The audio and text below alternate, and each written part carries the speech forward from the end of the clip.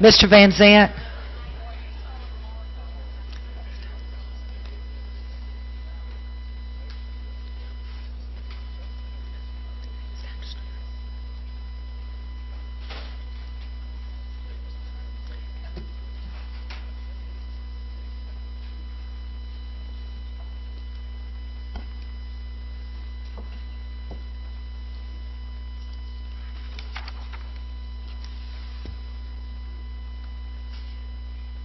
We're going to stand fast for just a few minutes.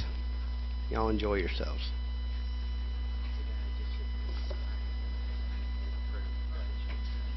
What? We have a Bible.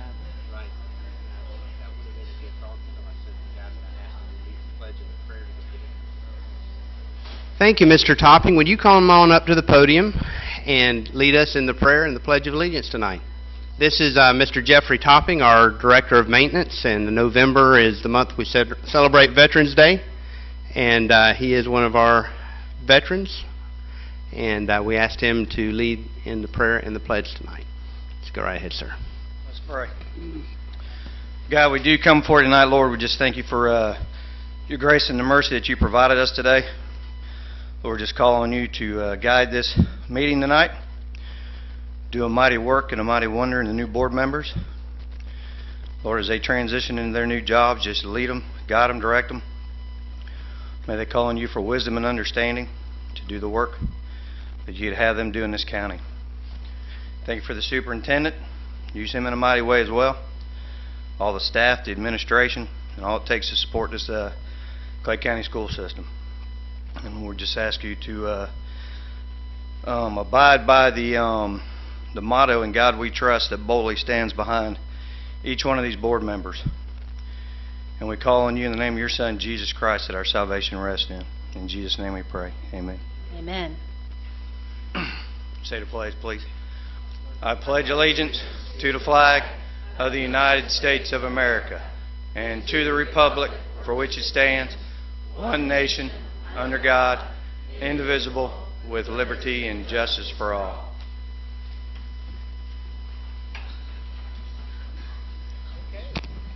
Thank you very much.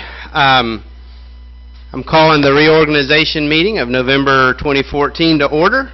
The first order of business is swearing in re-elected or newly elected board members.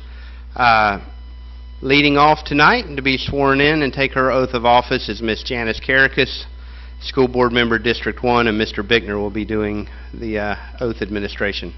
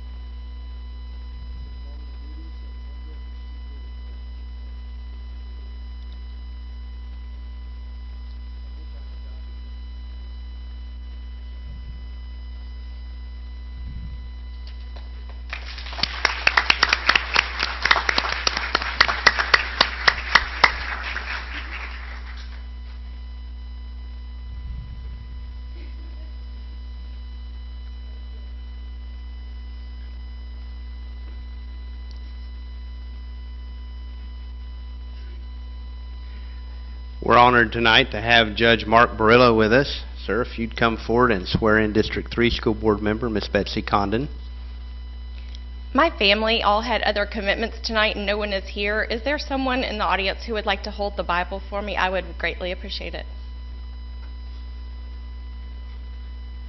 How about Dr. Saylor? Yeah. I think Dr. Susan Saylor is going to do that. The Bible's right there on the podium. Dr. Saylor will do it.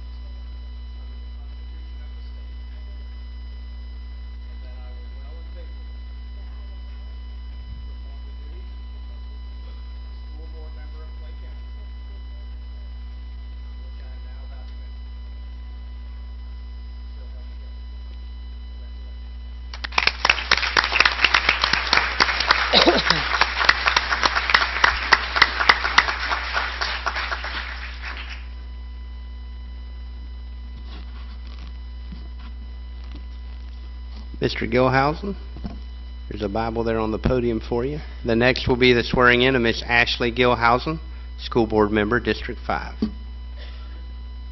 Congratulations.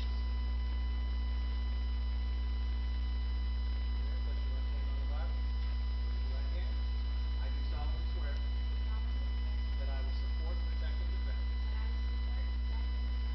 Constitution and government of the United States and of the state of Florida, and that I am duly qualified to hold office under the Constitution of the state, and that I will well and faithfully perform the duties of school board member of Clay County, on which I am now about to enter.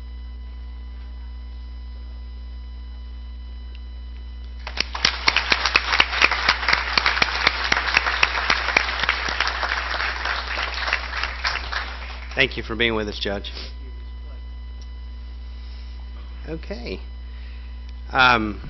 Every year, the board reorganizes, and from this 5-member panel, they elect a chairman and a vice chairman. So, is everybody ready? Okay. I will now entertain nominations for school board chairman. I would like to nominate Jonna McKinnon as chairman of the board. I'll second that. I have a motion and a second. Are there any further nominations? Okay, I'll close nominations. Ms. McKinnon has been nominated chair. We have a motion and a second. Any further discussion? All in favor say aye. Aye. All opposed, like sign. Motion carries 5-0.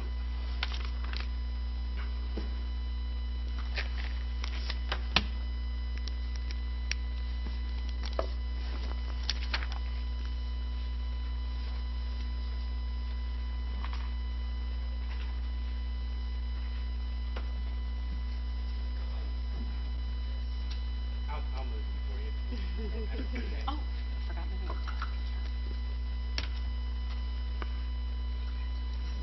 Thank you.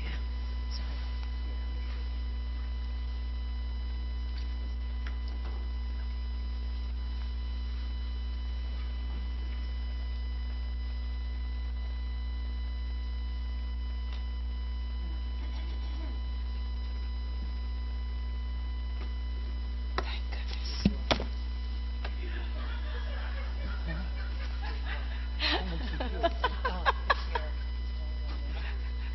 I said, now I can keep Dr. Copeland awake down here. I've already fixed your chair once tonight down here, Oh. Ms. Stutter. Do I need to help you again? This one is in a hole. Is that one too low? I'm sorry. Okay. Well, you're tall. It'll be okay. Oh,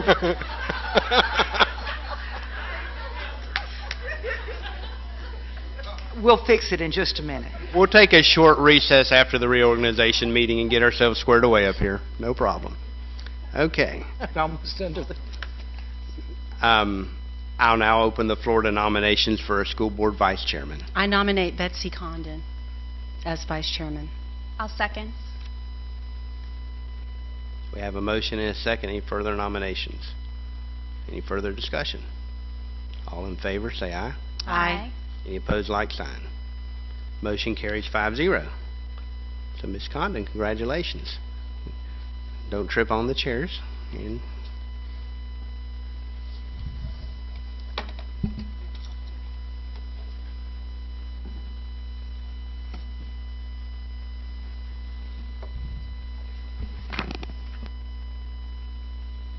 Ms. McKenna, I had already signed in. You might want to back it out and put your name in there.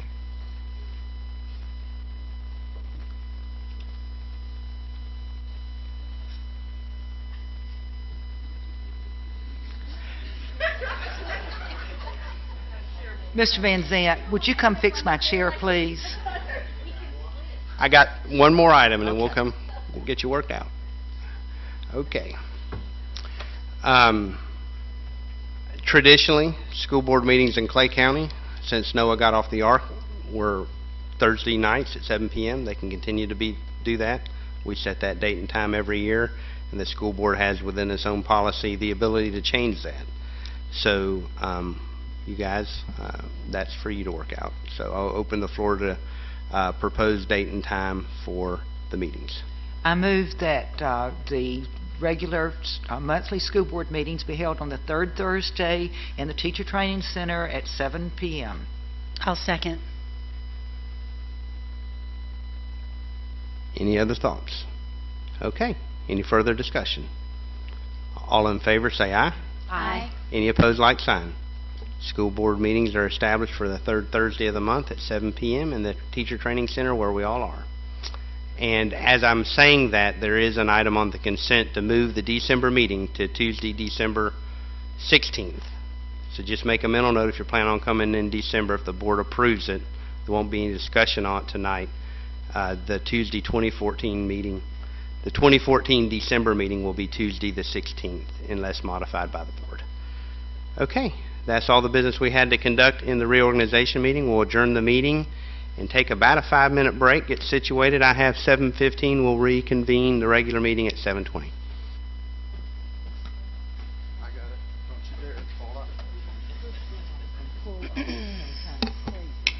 Oh, you're fine. Yeah. I like it up as high as I can get it. Yeah, same one. Good.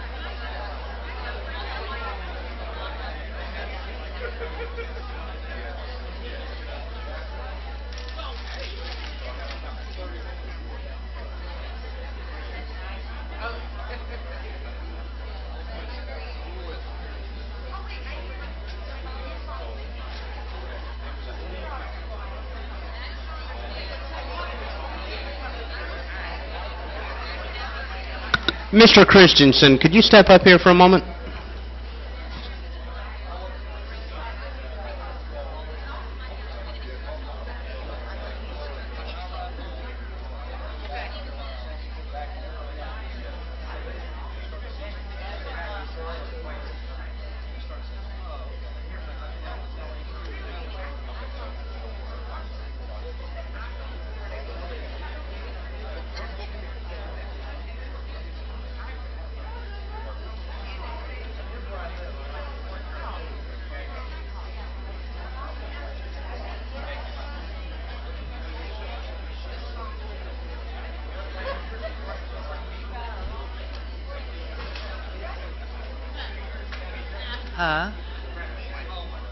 Yeah, I'm ready.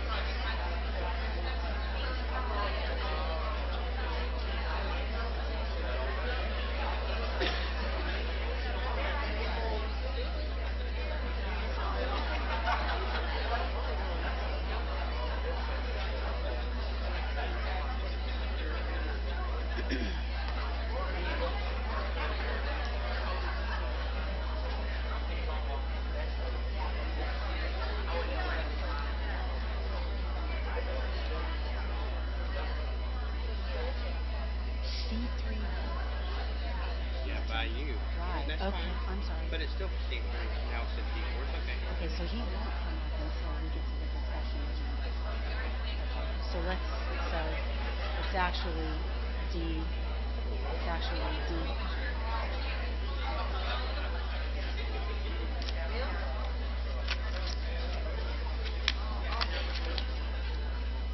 It is C3, but it's C3. Okay, so this one's going to go up.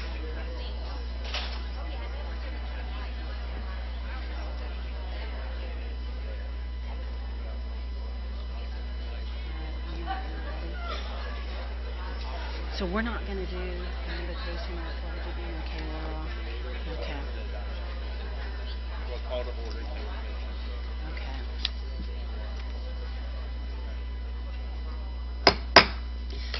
The Clay County School Board meeting, November 18th, 2024 2014 will come to order. Welcome, citizens of Clay County. I want to take this opportunity to thank you for taking the time out of your busy schedule to attend tonight's school board meeting. This meeting is our opportunity as your elected representatives to collaborate openly and make decisions that will decide the future direction of our public schools and the education of our children here in Clay County. If you wish to address the board, there will be an opportunity to speak for 3 minutes. Please fill out a card, which you will find located in the back of the room, and indicate the specific item number or topic that you wish to speak about, and then you can turn those cards in promptly to Ms. Adams, sitting right here to my right. No additional cards will be accepted once the board moves to the discussion agenda. Your participation is welcome and appreciated.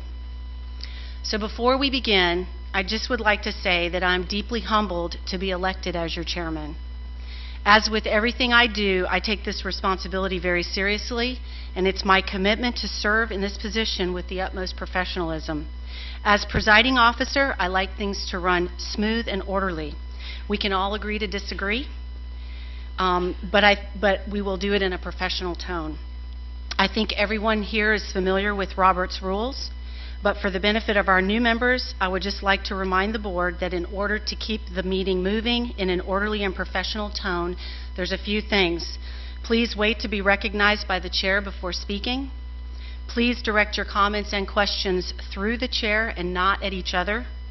Please keep the debate germane and on the specific topic of issue at hand. And above all, let's have a good board meeting and keep it professional. Thank you. So with that, the first item up is the adoption of the consent agenda. But before we do, we have a green card, which is for Ken Wiley, I believe it is. Mr. Wiley?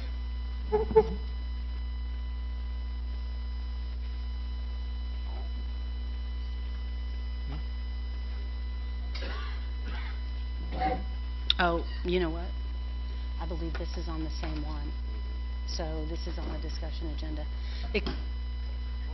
Excuse me, you know what? I realized that the item that you wish to speak about has been pulled to the discussion agenda, so I apologize. We'll call you up in the right order. Okay, so the first item up is adoption of the consent agenda. Items that have been pulled to discussion are items C3, C4, C5, C9, C11, C34, and C21 has been stricken, which is, I believe, the charter school contract. So I'll entertain a motion. I'll move approval. I have a main motion by Ms. Karakis and a second by Mrs. Studdard. All those, is there any discussion? All those in favor say aye. Aye. All those opposed say no. The motion carries 5-0.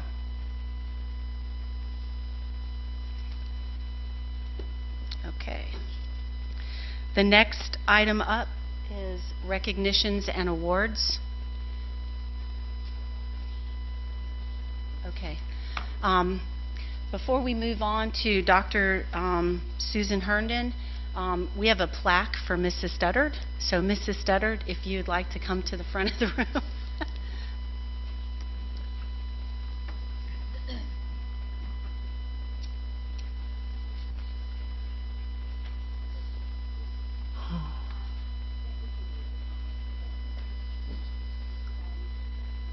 Okay. All right. Presented to Carol Studdard, 22 years of dedicated and loyal service to the Clay County School Board from 1992 to 2014, and chairman for at least the third time that I have been involved. Six times total. Okay, well that's great. So for 2013 and 2014, thank you so much for your service and for your leadership on the board. Thanks. Very much appreciated. Yes, I do. Wait, let me get rid of this.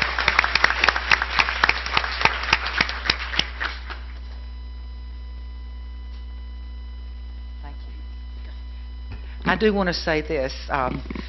It was kind of unusual to have the same chairman 3 years in a row. Was it 3 years? 3 years.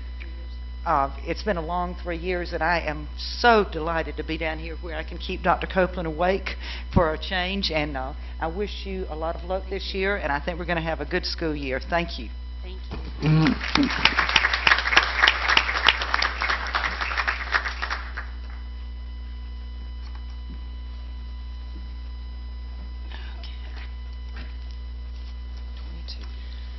Okay, next, under recognition and awards, we have Dr. Susan Herndon is to present the Administrator Advocacy Award for Karen Robinson.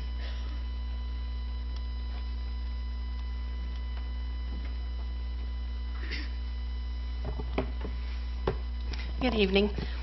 This past July, the Instructional Media Department joined with my department, and during this change, we were blessed to have Karen Robinson join our team.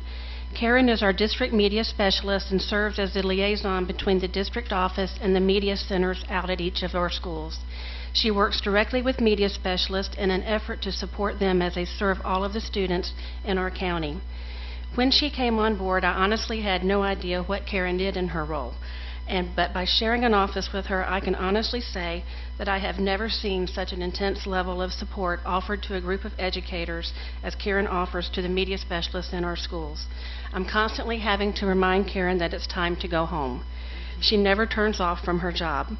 All of the media specialists, and now my department as well, know that we can count on Karen for support. In fact, Karen is the sole reason the Media Center is open and serving our cadets at the Florida Youth Challenge Academy, having volunteered her personal time for several years and scheduling other volunteers to keep the Media Center open. Earlier in the year, unbeknownst to Karen, 4 media specialists nominated Karen for a very prestigious award. Kim Muskowski, over here to my right, she is a media specialist at Coppergate Elementary, I almost slipped that up. Wendy West, Jeanette DeRocco, and Helen Williams nominated Karen for the 2014-15 state award called the Administrator Advocacy Award from the Florida Association in Media and Education. Almost always, this award is given to a school or district administrator. In very rare occasions is it awarded to someone who is not an administrator. In fact, if a year comes around and none of the nominees are considered to truly exemplify what this award is all about, they don't give it to anyone. As you can tell, to receive this award is quite an honor. I am happy to announce that Karen Robinson has been named the recipient of the 2014-2015 State Administrator Advocacy Award. This award honors one individual from the entire state who has made significant and dynamic contributions to the promotion of effective school library programs and services. It recognizes Karen's significant role in developing successful school libraries within our own district and also the role these libraries play in influencing our community.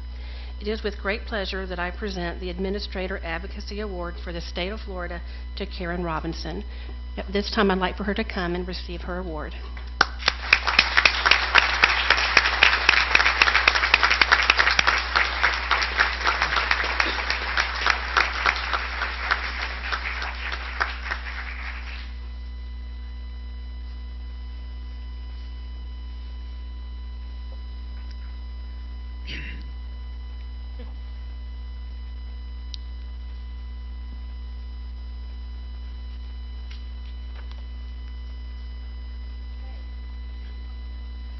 All right, the next item is presenters, and we do not have any tonight.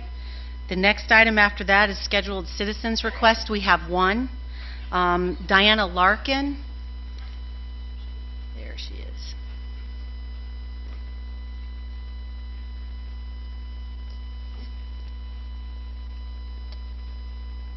Ms. Larkin, please state your name and address for the record. Thank you. Hi, my name is Diana Larkin, 4190 Plantation Oaks Boulevard.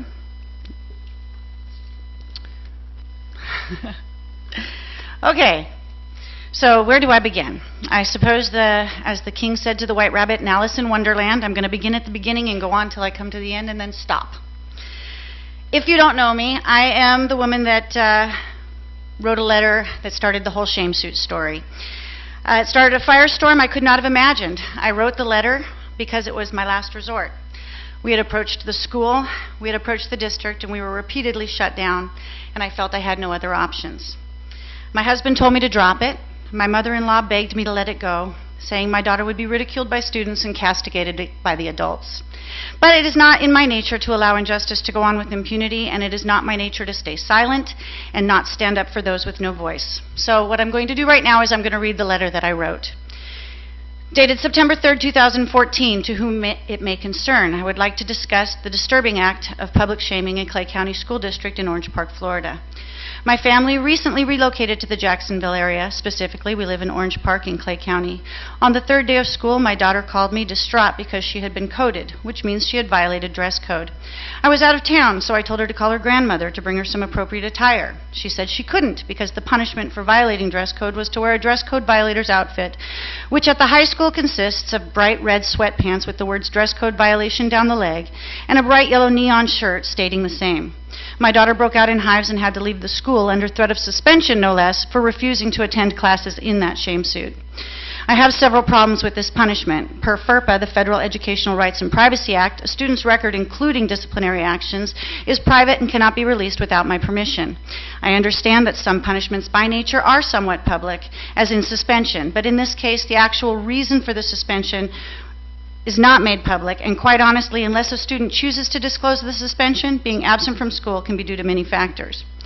In my daughter's instance, not only was the punishment very public, but the reason for the punishment is written all over them. I believe it is a clear violation of their rights and mine as parent of a minor and carries no real merit in actually disciplining a child. In the anti-bullying environment we live in, I cannot believe both educators and administrators can justify the blatant bullying tactic of shame suits. On the doors of these schools are signs that say it's an anti-bullying school, and yet the people that are supposed to be teaching this principle are in fact bullying the students.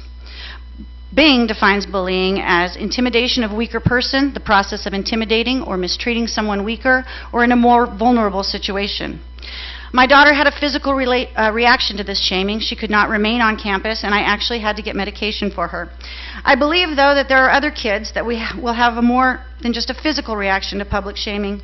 What happens when a humiliated kid goes home after being teased all day and kills or attempts to kill themselves? Has this never really occurred to anyone in the district? There is plenty of evidence and information out there to show that public shaming of kids is not effective and very harmful. I believe as an adult we have a responsibility to our children to teach them effective ways to deal with real issues. Is dress code violation a problem? Certainly. It can be very time-consuming and disruptive to be constantly correcting children's behavior. Unfortunately, the only messages kids get from this is not to trust authority figures and that bullying is acceptable in certain circumstances. I want to be perfectly clear. My problem is not with the dress code itself. I am actually a proponent of school uniforms, but trust me, that does not make my kids happy. I believe that if you break the rules of the school, you should be punished regardless of your opinion of the rule itself.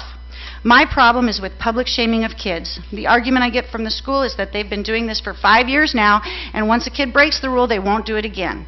Seriously? This is your best argument for bullying and shaming kids? This screams a lack of maturity and imagination. It screams a lack of respect. It does not lessen the disruption in school, it enhances it. It does not teach children anything but fear and intimidation. There is no real intrinsic educational value to this practice. Several people told me to drop this. They told me my daughter would suffer if I don't keep my mouth shut. I kept hearing this voice in my head with the Edmund Burke quote that states, "All that is necessary for the triumph of evil is that good men do nothing." I was, however, concerned about my daughter, and I approached her regarding the next move. I told her the fears she might be singled out and persecuted for my action of standing up to what seems to be a well-accepted practice here. I told her I will very likely be persona non grata at her school and that she may suffer. I told her if she wanted me to, I would drop it so that she wouldn't have to worry about the consequences. I have never been prouder of my daughter than when she told me that regardless of what might happen, we needed to do the right thing. She's a brave young woman with an amazing sense of right and wrong, and I hope I can continue to be an example to her as she is one to me. My goal here is not to embarrass the Clay County School District. I had sincerely hoped that I could settle the matter with them quietly and out of the public eye. Unfortunately, the school district and their legal department believe this is an acceptable practice, and I had no choice but to fight. I will never be able to live with myself if a child harmed themselves because of the thoughtless and cruel practice of shaming was allowed to continue without my doing my best to end the practice. I'm going to be filling out a complaint with FERPA. I can only file on behalf of my daughter because she was the one made to wear the shame suit. I need other parents that have had the same thing happen to their children to do the same. I'm looking for parents in Clay County, Florida, school district, but quite honestly, if this is happening anywhere, I encourage parents to call and get involved. Below is the information from the Department of Education website regarding getting a complaint form. An eligible student may obtain a complaint form by calling 202-260-3887. I'm also looking for an attorney that would be willing to represent me and the other parents in the Clay County to help us fight this unjust and dangerous practice of child shaming in public schools. This is important. It's not funny or cute. It's not even imaginative. It's just mean, pure and simple. It's also an illegal abuse of power, and it needs to be stopped. Thank you for your time and attention. And I signed it. Well, goodness gracious, did that letter get some attention? I have to say, I was surprised by the international attention the letter received, less than 72 hours of sending it to only 3 news outlets. I think it speaks volumes. I think that we should all take a minute to think about that, and why did it get so much attention? And I'll tell you what I think. I think it's because every single one of us can relate. I think we all remember that one teacher that made our life horrible, or the cruel teacher that encouraged other kids to laugh or make fun of us. The vast majority of teachers are good, honorable, amazing people. They do a thankless job under impossible circumstances. I have several teachers and administrators in my family, and I am thankful to them, and I honor what they do. Sometimes, though, we make mistakes. Sometimes we make bad decisions. Sometimes we don't look at the big picture, or we get lazy. Whatever the reason, this happened. And I'm willing to bet that there have been teachers and counselors that wanted to say something but never did. I'm willing to bet that I am not the first parent that tried to get this changed. I am certain, however, that I am the only parent that drew a line in the sand and said, no more. This policy for dress code violation is being changed, and I'm glad. I think it is a good step. It doesn't, however, truly address the issue I am here to talk to you about. I am here to say that bullying is never okay. Not student to student, not teacher to student, and most certainly not administrator to student. We need to develop tools to recognize when it is happening. We need to strategize ways to help teachers have a voice when they believe something needs to be addressed without fear of retribution. We need to find a way to give students a voice that will be heard and respected. I did what I was supposed to. I went through the proper channels to address the issue, and I was shut down, and that should not happen. I believe continuing education may offer some help in addressing how we can go about recognizing and responding to bullying by teachers and administrators. We can do better. We have an opportunity to set an example to the entire nation. There is no shame in admitting when you make a mistake. What is shameful is to try to hide it or sweep it under the rug. Changing the dress code policy is a good step, but it's only a Band-Aid on cancer. It is not addressing the real issue. The real issue is that bullying is and has been an acceptable practice in this district and needs to be addressed. Unfortunately, it's not a problem unique to our district. There are districts scattered around the U.S. that have the same problem, the same cancer. We need to be the solution, not the problem. Let's show them how it's done. I have a lot of support in this issue. I've talked to Senator Rob Bradley, the Southern Poverty Law Center, mental health providers, parents, teachers, and students. And I am committed to this change. The children have a voice now, and I am not going away, not just for the kids in this county, but for the kids all across this country. I will not stop. Thank you. Thank you, Ms. Larkin. Okay, that is the last item before the discussion agenda. I will call for last call for speaker cards. Are there any other speaker cards? Okay, so we will move into our discussion agenda. The first item up is superintendent update. Thank you, Madam Chair. I wanted to let Ms. Cornegie, our Assistant Superintendent for Instruction, bring us up to speed on what's going on in the instructional division, and I might have a comment or two when she gets through with what she's prepared for you.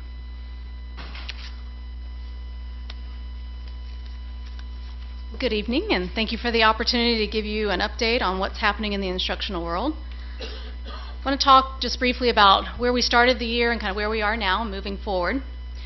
You've seen this chart before, but it's a great place to start when we think about when we started this school year and what it represents. It represents a snapshot of student performance, a particular day, a particular week out of the school year.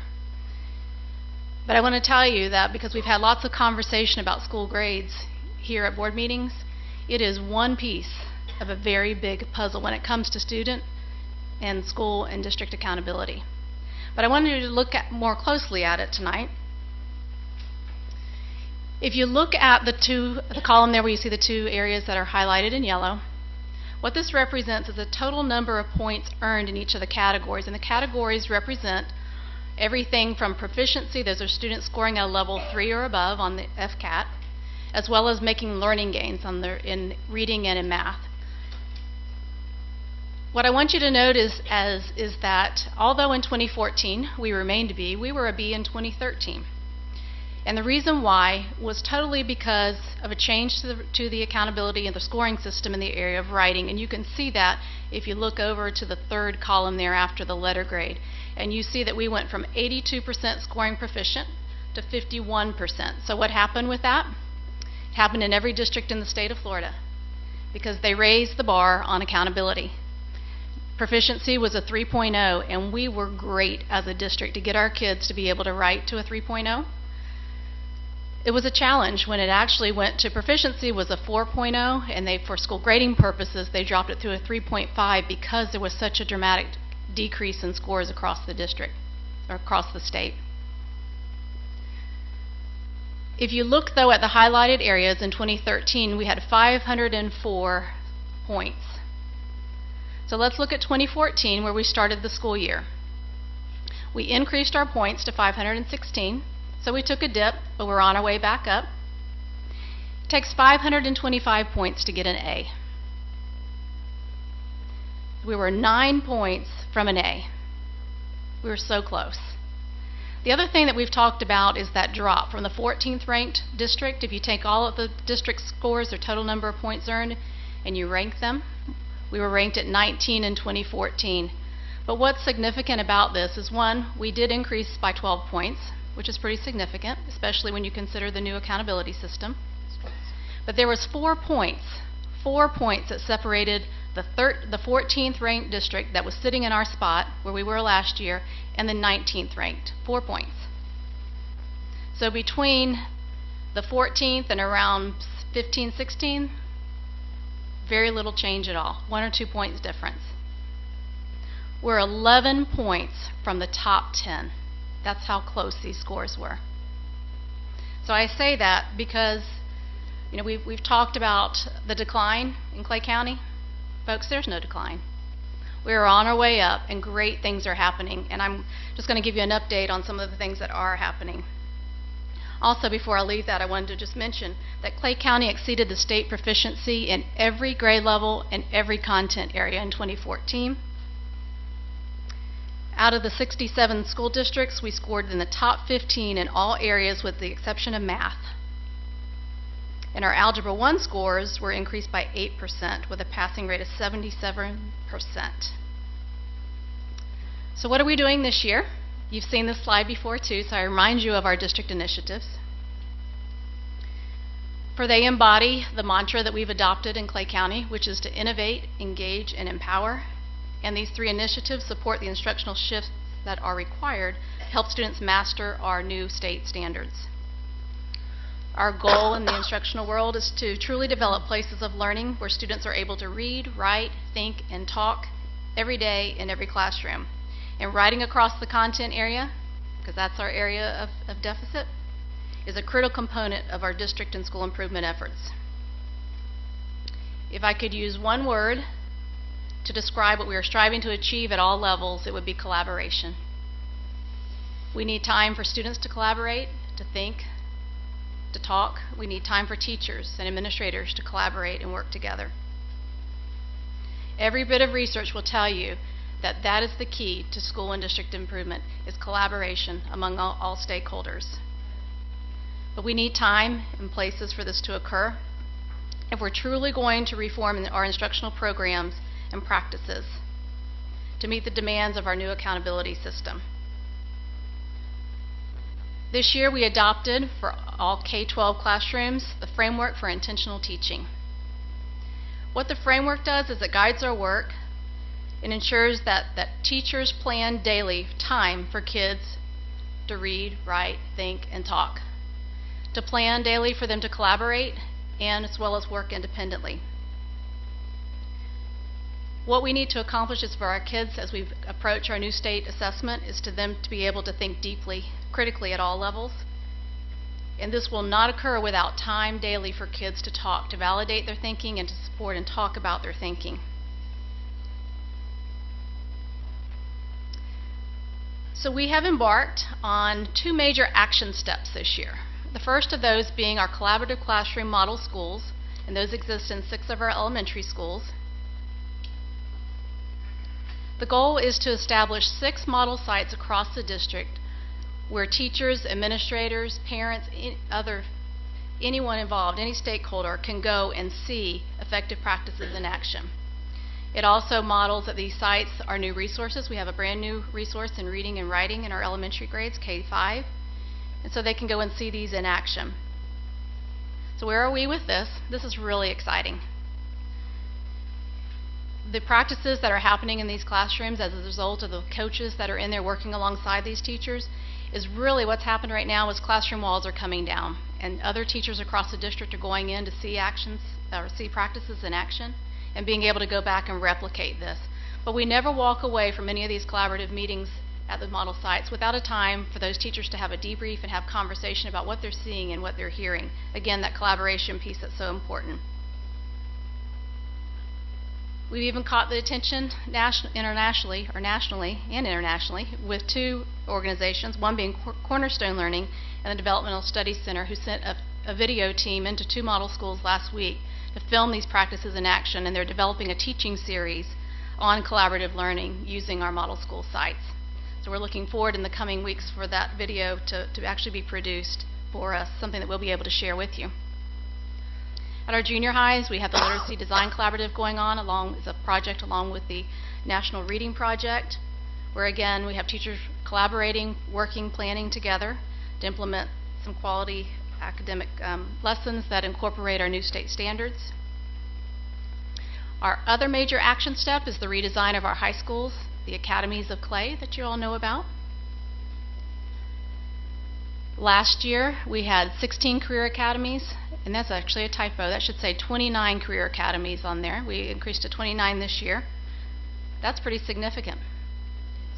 A lot of work went into the development of those academies, and last year we also had 1,361 industry certifications earned, one of the highest in the country.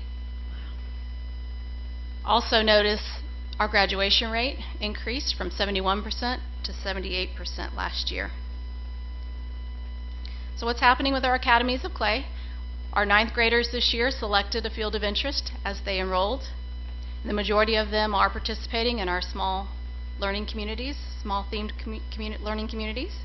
We have academy coaches working in these schools, in our high schools, that are working alongside teachers. We also have academy team meetings where teachers, again, are collaborating and talking about students and what they can do to better meet the needs of students. So what's ahead? This is a year transition. We have new standards, we have a new assessment, we have new resources, we have a new accountability system. And if I could have one word to describe our biggest challenge, it is time. Time to do what we know we need to do, which is collaborate. Our instructional day right now does not allow for a lot of time for teachers to work together, to plan. If we're really going to change practice, we need to understand what students are being asked to know and be able to do, and that's looking at our standards, and they just don't have a lot of time to do it. So I think that that's one of the challenges that I hope you as a board will help us to find more time for teachers to be able to work together. Our work will be captured and shared the week of March 1st through 4th with our district accreditation external review visit. And you play a key role in that as board members, and I put at each of your seats a copy of Standard 2, which is the governance and leadership standards, to give you an opportunity over the next several weeks to kind of use this as your homework tool, to go through and to self-assess kind of where you think you would fall in terms of your governance as board, and then areas of improvement as we think about the coming months and prepare for March 1st through 4th. Dr. Michael Henry will be the administrator overseeing this particular standard, so he'll be getting with each of you individually to talk about your role as we prepare for that visit. So I hope that you'll be able to take a look at that in the coming weeks. I invite you to walk schools with me. Ms. Condon had an opportunity about 2 weeks ago. We spent a morning together and walked through one of our model schools, and I had a great time. I hope she did as well. always a learning opportunity for me as well, and just being able to sit down and read with a child, and it's just a great opportunity. So I'd invite you all to do that, to give me a call, and I'd be happy to host a visit with you at one of our sites. So do you have any questions about where we are and where we're going? Madam Chair, may I speak? Yes, Ms. Karakis. It all sounds wonderful, and it's great that you brought this to give an update to all of us. I appreciate it very much. I think everybody else does. And I just, with the academies, how's everything going with that? Everybody, have you had many students wanting to change, or have they been comfortable with what they've chosen? Or is it too soon to tell? Well, I think, again, the academy meetings and things are new to us. We're just getting started and finding the opportunities for those teachers to work together, and that's really critical in moving forward. I don't know the numbers of kids who have requested changes. I'm not aware of any, but I'm sure there have been some. Well, we haven't had any calls, at least I have, and everybody seems to be thrilled with it, so it all sounds like it's moving forward. Like it should. We are definitely moving ahead. Good. Well, thank you. I appreciate it. I do have one question also. You mentioned that right now we're at 29 academies. Is that our goal, or is our goal to continue to expand? We will have to continue to expand as we move up the grade bands. Okay. We figure more and more students will be coming on board, so we will have to continue to expand. Okay, great. Thank you, Ms. Cornegie. Yeah, I'd just like to first thank Ms. Cornegie. That was a great presentation. Gives everybody a good update. Glad to see a full room tonight. Don't know how many people are watching online or on television, but I think the more and more people know what great things are happening inside the walls of the Clay County schools every day, the more comfortable they'll be with their kids that are already there, and the more likely they'll be to trust us with their kids when they become of school age. Secondly, with the academies, just as a point of clarification, we have academies that are attempting to reach students on whatever academic spectrum, whatever interest spectrum that they come to us on. I've always said you got to meet people where they are. So we have a carpentry academy, we have law enforcement academy, culinary arts, all the way up to aerospace engineering and certified nursing assistant, where students from Orange Park High School literally walk across the street and do clinicals in the Orange Park Medical Center. So we're trying to teach all the same subjects that we all learned in school, the basic core curriculum, but around a themed area of interest. But what we're not trying to do is put any pressure on an 8th grader or their family to decide, do I want to work in construction or fly a commercial airliner or go be a welder. We're not trying to put them into a profession or vocation at the 8th grade level, but what we're trying to do, about 75% of our academies will focus on those soft skills, how to collaborate, how to work in groups, how to talk, how to dress. I mean, if you're going to be a certified nursing assistant, that's a different kind of dress than a construction worker and different from the airline pilot or the doctor. So all those things can be skills that they transfer to whatever profession or vocation they go into. Some of those skill sets will mirror right into the 50-something% of our kids that graduate every year. We have about 2,500 students graduate. About half of them track right into a 2- or 4-year university. About half of them go directly into the workforce or the military. So we're trying to equip them for success no matter where they are. And if they go to college, who says that you have to go to college and work at a fast food restaurant? If we can instill some good job skills, those soft skills, maybe they get a little bit better job with a little bit better pay even while they're working their way through college. So we're just trying to meet families where they are. Right now, every 9th grader in Clay County in all 7 of our high schools is in an academy setting. Next year, every 10th grader will be. So this will build out 3 years from now. Every high school age student, which is about 12,000 right now in Clay County, out of our 35,000 total K-12 student population, will be in an academy setting. So it's exciting.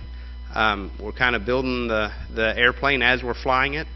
And I'm reminded of a book title I saw recently, What Got You Here Won't Get You There. The assessments, the demands on our kids. There's jobs. Our average students these days will have 38 jobs before they retire. The days of people like my grandfather working for the railroad for 40 years and retiring, those are largely gone by. Not many people will be able to do that. A lot of the jobs our students will do when they leave our walls after they graduate have not even been invented yet. So hang on, it's exciting. If you have questions, call your local schools, call our office, visit our website, oneclay.net, has a video on the academies and some other information on there for you. So we want to keep you informed as we go. And just as another little update from the superintendent's office, I would be remiss if I did not just restate to the people that run our schools every day and our district office staff how proud I am of everybody's actions yesterday. We had a major storm front roll through northeast Florida yesterday, round about between 2 and 3 o'clock, when we're pretty much letting out 35,000 students, 17,000 of them which ride 100 to 200 big yellow school buses. And we've done a good job out of our operations center equipping the schools with some weather radar and updates, and especially in the secondary they have little programs with lightning bugs. So we really had to depend on our leaders to be autonomous at all 41 schools yesterday, because what was affecting Keystone Heights at a particular time of the day was not what was happening in Oakleaf or Orange Park. So we put out some information. We used social media. We used the call a parent system where we can launch a call to everybody at once, and kept everybody informed. And you know, some kids were told to shelter in place, and their teachers kept them and stayed a little longer where they were. Some were moved into interior corridors depending on the winds, and all that just doesn't happen by chance. Our district staff has good policy in place for how we deal with severe weather.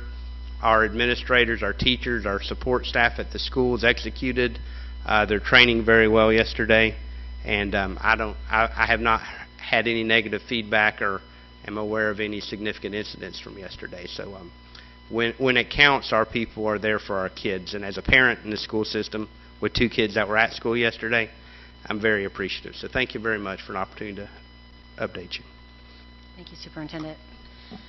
Okay, the next item up is under school board members, item D3. Authorize the superintendent of schools on behalf of the school board to contract for temporary legal services. This is an item that I brought. I will entertain a motion. I'll make a motion to approve. I'll second. Okay, I have a motion by Ms. Condon and a second by Ms. Gilhausen. Any discussion? Yes, I think this needs to be discussed. This is to authorize the superintendent of schools on behalf of the school board to contract for temporary legal services. I really don't feel that this is a good idea. One of the few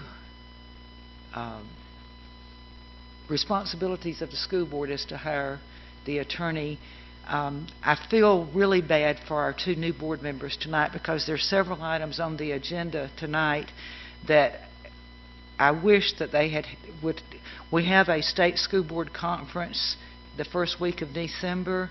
I think if they had the opportunity to go and have the new school board member training and learn their roles and responsibilities and have a little bit more time to adjust to being on the school board, that it would be very helpful. I have a great concern about turning this responsibility over to the superintendent at this point.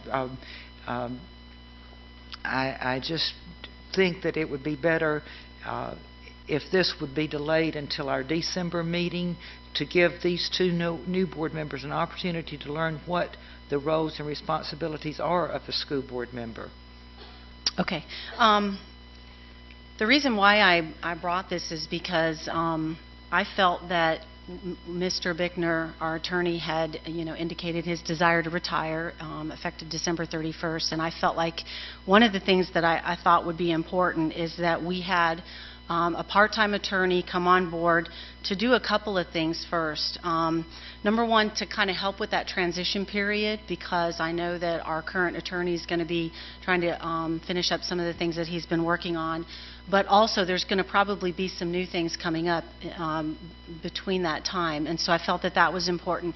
The second thing is, I felt that it was important for part of what I've asked the superintendent is to have this part-time attorney sort of evaluate evaluate our needs as a district in terms of what our legal services needs are, and as well as the model of how those services are provided. So, for example, right now, we have an attorney that is hired by the board who represents both the board and the superintendent.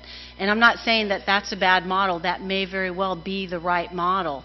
But I also wanted to get an outside opinion on maybe there is another model that would work best for us. Maybe we get a part-time attorney to represent the board and an attorney to represent the superintendent independently. I'm not sure, but that was kind of what my idea was, is what this part-time attorney would do. He would help to evaluate those needs, and then he would provide recommendation to the superintendent, who would then bring those recommendations back to us, and then we could decide then which direction that we wanted to go. That was my... I think you've just about confirmed what I said. I think allowing the two new board members to go to conference and talk to other school board members around the state, learn about the role of the school board and the attorney, would be very beneficial to them.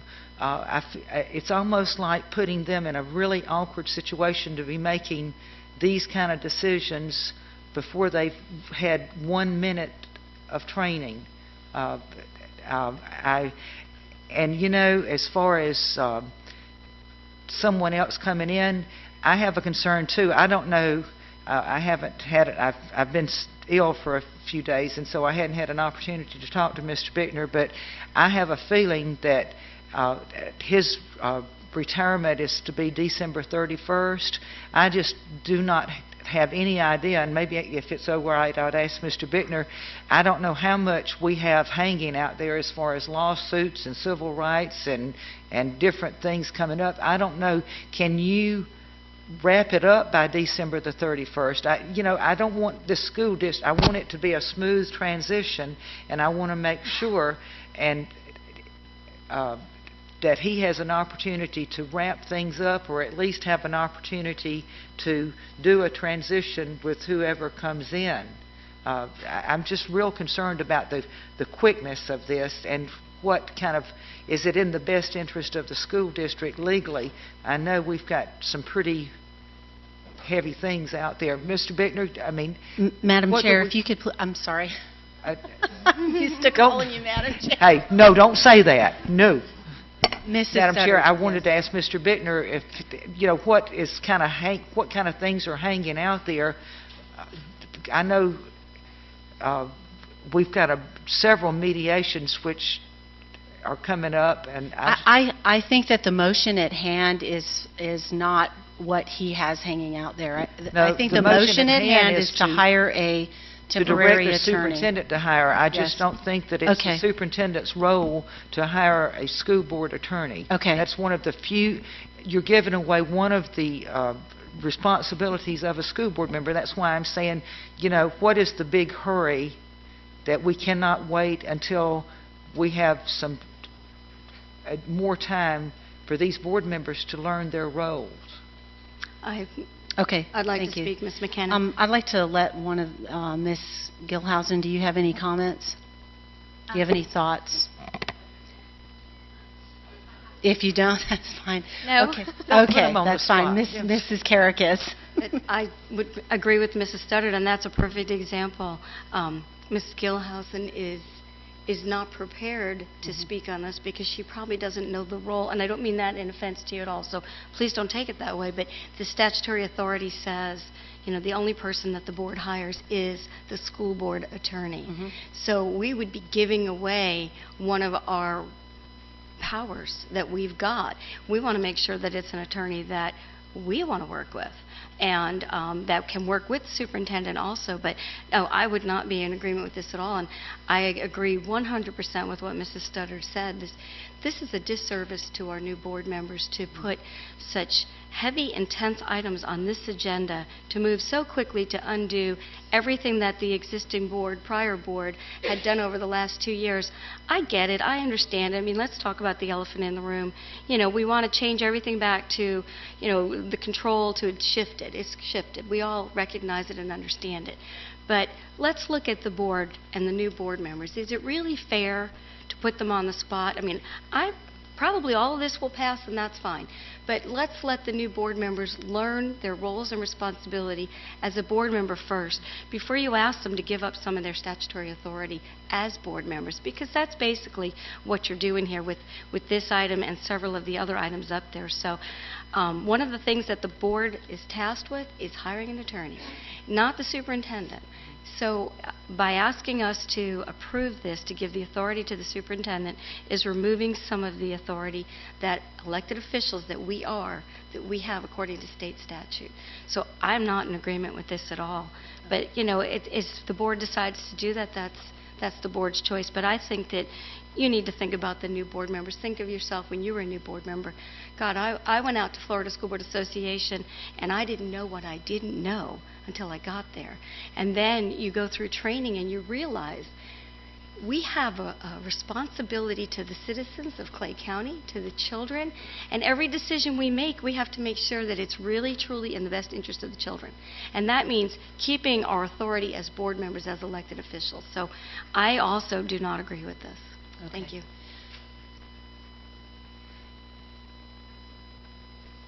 Ms. Condon? Wow. You know, I just think back to what Mrs. Cornegie said about collaboration, and I want this board and the superintendent to have that collaboration and to work together, and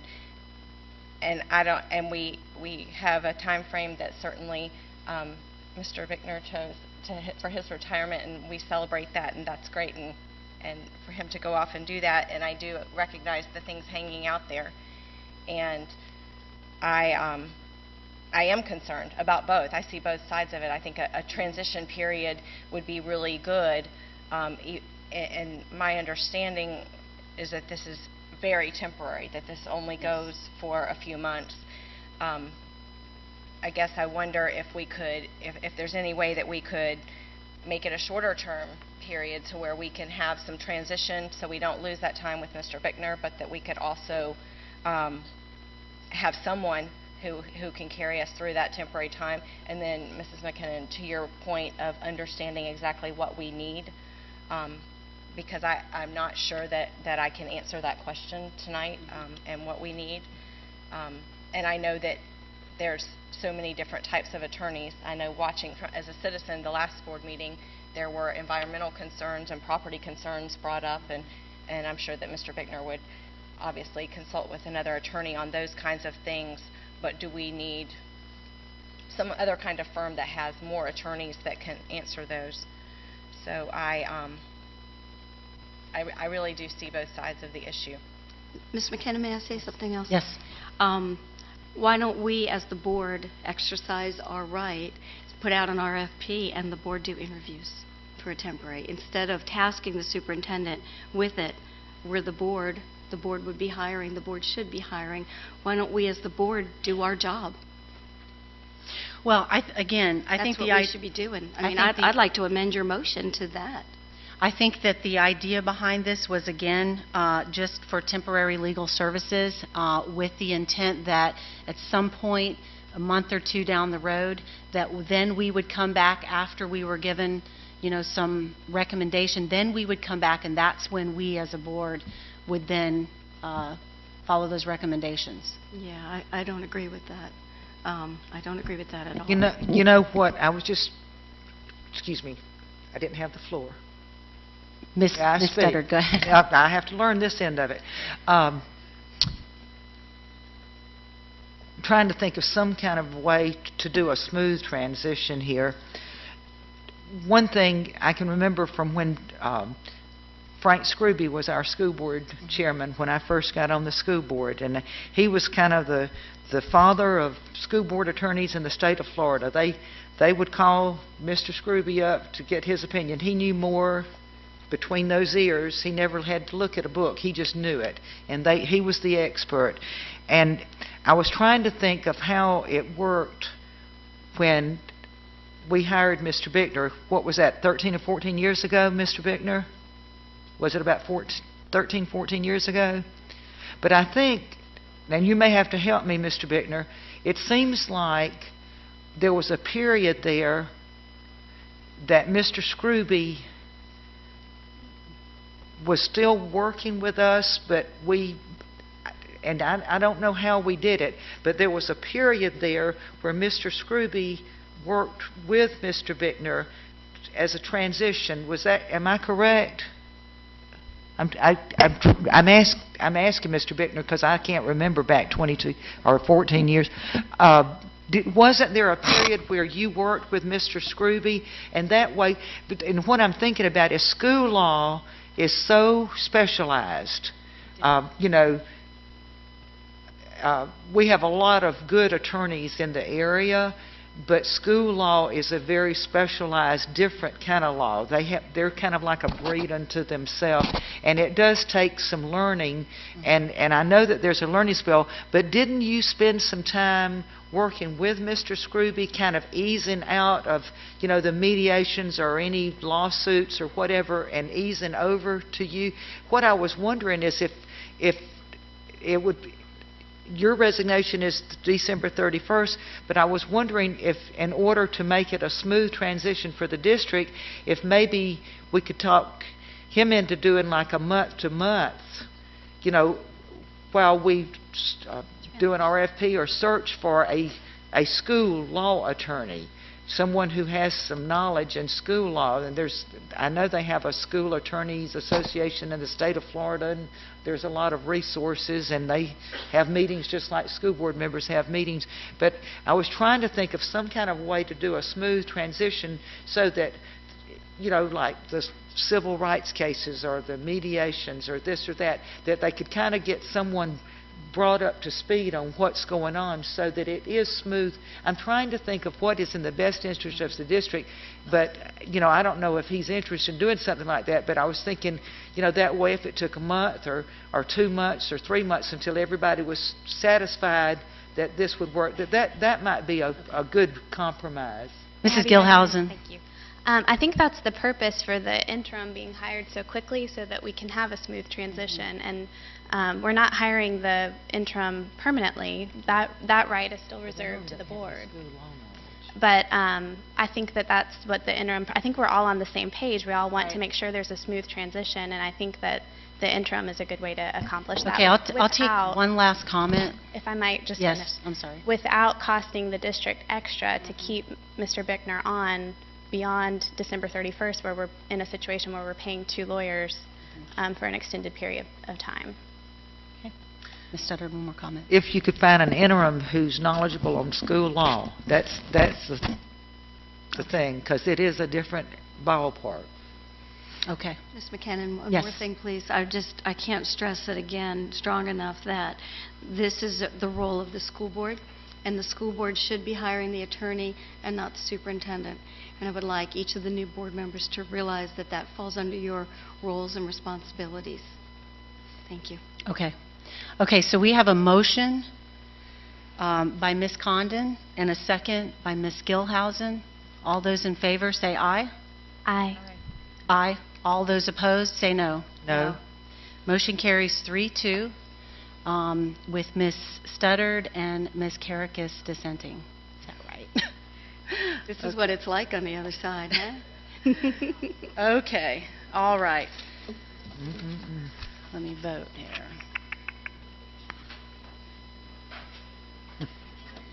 Okay, the next item on the agenda is item D4. Discuss language for a revision to School Board Policy 6GX-10-1.02F, School Board Rules Pertaining to Procedures for Revisions. This isn't really an action item. This was just something that I wanted to bring up, and just for discussion. And if I could read, I'm not sure if you guys have it printed out, right? I do. This was actually something that was brought up, was something that came up by Mrs. Graham, so I'd like to give Ms. Graham the credit for it. But really what it is it's really kind of a policy that would say how, when we're crafting policy as a board, how we would do that in a more collaborative way in terms of, when we have an idea, we would bring that idea to the board and we would have collaboration and discussion on it before we would launch off and have the superintendent or the staff or whatever crafting a bunch of policy. The idea is to just create a more collaborative discussion. So basically what it says here is, I'll go ahead and read this. It says the role of the school board is to give clear direction for policy revisions to the superintendent of school. The board should collectively develop clear criteria among the 5 elected board members that ensures that superintendent and staff recommendations are a part of any policy revision or new policy prior to advertisement of this policy to the public. So a process may go something like, first, a board member brings up a new idea or a rationale for policy revision. Then the board member would clearly articulate the desired outcomes of the new policy to the entire board in a public meeting.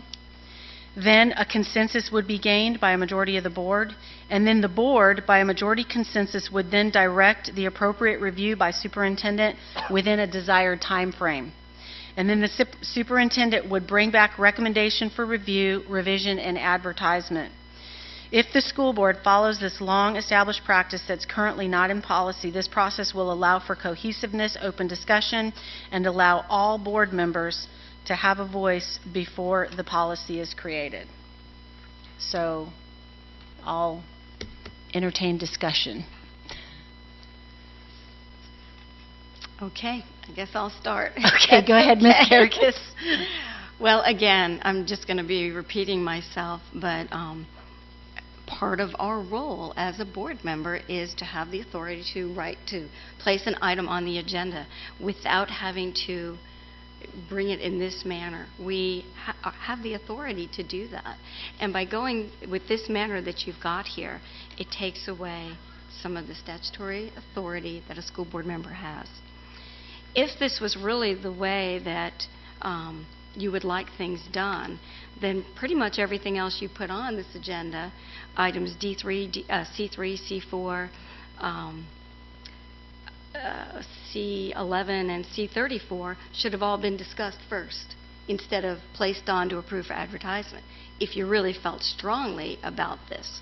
But no, they're on here to approve for advertisement as you've got them here. So I don't agree with this. I think in the statute, in the Constitution, it says that we are duly elected officials, and this is part of our statutory authority to be able to act as a board member, to put an item on our agenda, to speak on behalf of our citizens and parents and students. And this, again, is, in my eyes, giving away our authorization as an elected official, individually as an elected official.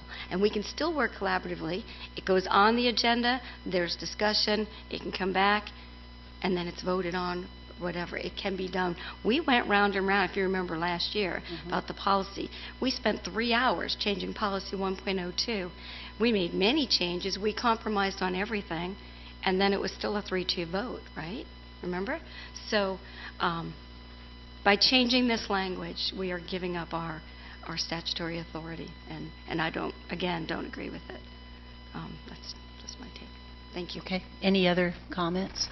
I just want to go on the record to say that this would be better discussed after they have gone to the conference in December. Okay. That's all. I just want to be on the record saying that it would be of great benefit to them, the new board members, if they could go and spend a week learning a little bit more about their roles and responsibilities. But I think it's fallen on deaf ears. Okay.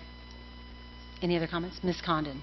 I didn't read it quite the same way, so I guess that could be a point of discussion. I read it as that none of us would go off with the school board attorney or district staff and create a whole new policy or policy change without having discussed that it was necessary, and that was what I was reading, that the idea was to be more collaborative. So maybe I'm missing something on there, but that I didn't read it to be that we couldn't put anything on the agenda. Now, that's on another. But that's where the training would come in to explain that you as a board member, as an elected official, have the right to talk to the school board attorney and ask him to draft a piece of policy. You have that right. That is your right as an elected official, as a Ms. school board member. Karakis, would you please let Ms. Condon finish speaking? Absolutely, I apologize. No, I do respect that I have that right. I do feel like our district staff are the experts, and they're the ones who know how to run our district. Most of them have been with our district for decades. I don't mean that in any term of offense at all. So please don't take it that way. But Joyce is laughing. But I just feel like they're the experts, and so when they come to us with policy revisions, I respect that opinion, and I might not have that same idea because I don't have those years of experience behind me. I feel like I'm more of the checks and balances to make sure that we are representing parents, teachers, students, administrators, that everyone is getting the equal representation across our district. So I guess I just read it differently. Actually, you read it exactly right. That's exactly how it was intended. It's not intended to take away anybody's constitutional right as a board member to not be able to put anything on the agenda. That is not what the intent is. The intent is exactly that, is that as board members, when we're crafting policy that is affecting different areas within our district, I think it's important that we all come together first and discuss, is this something that's really needed? And we should get the input from the staff or from the superintendent or from those people who are going to be affected by those policies. After all, they're the ones that have to live out those policies. And so, you know, that is really what the intent is for. It's not to say that you can't go to the school board attorney and ask for advice on how a policy should be written or anything like that. That is certainly not the intent. But the intent is to be more collaborative, to engage more the staff, the superintendent in writing those policies. Are they really needed? Because a lot of times I think that we write policies in a vacuum and we don't think about the unintended consequences. And so I think what this does is it puts the idea out on the floor and gives everybody an opportunity to talk about it, and we can get input from the staff because they may have some insight into it that we don't have. And that's all it is. It's out of due respect for the people that have to live the policies every day. So that's the intent. Any other discussion? Okay, so what I'd like to do is I just want to get consensus. If you, would we get a consensus to? I think what I want to do is just give direction by board consensus to the superintendent to bring us back a policy that you know, accomplishes this. Obviously, we'll look at it, we'll amend it, we'll discuss it, we can do whatever we want with it, we can approve it or we cannot approve it. But what I'm hoping to accomplish here is to just by consensus give the superintendent the authorization to go ahead and work with the staff and what that policy might look like. Ms. McKenna, may I speak? Yes. Okay. Again, kind of to echo what Mrs. Studdard said, I think this would be best postponed till the new board members have some training. To quote Ms. Adams, our hair's not on fire. What's the rush? We don't need to run so quickly.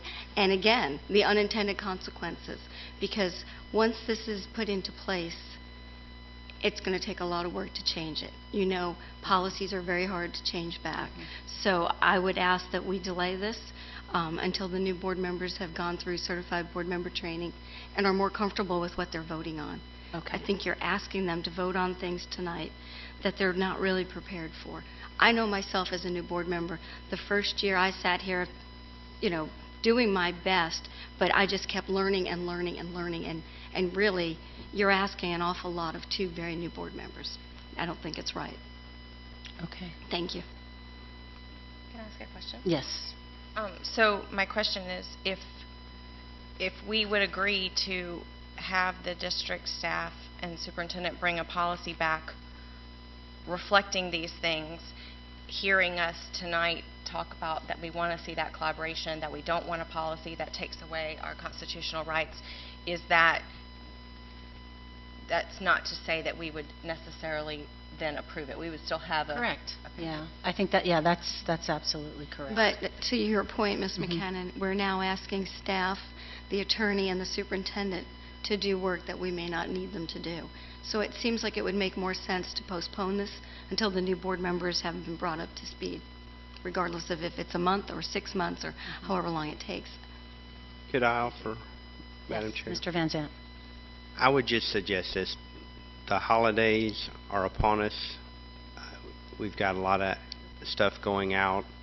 Got a lot of senior staff retiring. We're like a frog going down the road, bumping our behind, trying to stay on top, right below 3% fund balance. I mean, so I would entertain. I think when you and I talked earlier, you wanted to have some discussion. We've began some. Maybe between the January time frame, if I could just ask for each of you to look at this kind of as your homework. You got 2 pieces of homework now, if you agree with me, one, the governance model and this, and maybe by February I'll bring you some kind of recommendation, and if each of you say we don't want this, we don't want this, we don't want this, I'll come back and say, hey, you guys really don't want this, I don't have a recommendation. But I don't think this is necessary to happen tonight by any means. The other policies that you're about to get into that deal with human resources, setting agendas, the business affairs policy, are extremely restrictive on the district's functioning right now. So I am asking that you look thoughtfully at those so that we can do our jobs as efficiently as possible with the money that we don't have to do them. Thank you. Ms. McKinnon, excuse me. I think Mr. Wiley is over there. Does he have a card? He had a card for a different item, He's not standing this there one. trying to get your attention. It was for this item. Okay, well, come on up. Sorry about that. It was marked C3, which was a different one. Okay, I apologize. My name's Ken Willie, not Wiley. I'm sorry. That's okay, happens all the time. I live at 2020 Wells Road in Orange Park, and I specifically wanted to mention this item. And what it does is it takes the original language and it just strikes out without adding anything substantive. The original language says the superintendent shall establish the agenda for the school board meetings in consultation with the board chair. And it goes on to say that... Excuse me, Mr. Wiley, so you are speaking about the next item. That was the one that we were talking about. Yeah, but that's not this item. I'm sorry. Yeah, we're just having a discussion about whether or not we should establish a policy that talks about the process of how we bring ideas to the board. This isn't a current policy. So I believe the item that you want to speak to is the next one. Okay. Okay, so I'll bring you back up right after that one. Okay. All right. I apologize. Okay. So I guess you guys are open to waiting. We can just think about it over the next couple months and okay. All right. Okay, we'll do that. Okay. Thank you. All right. Now,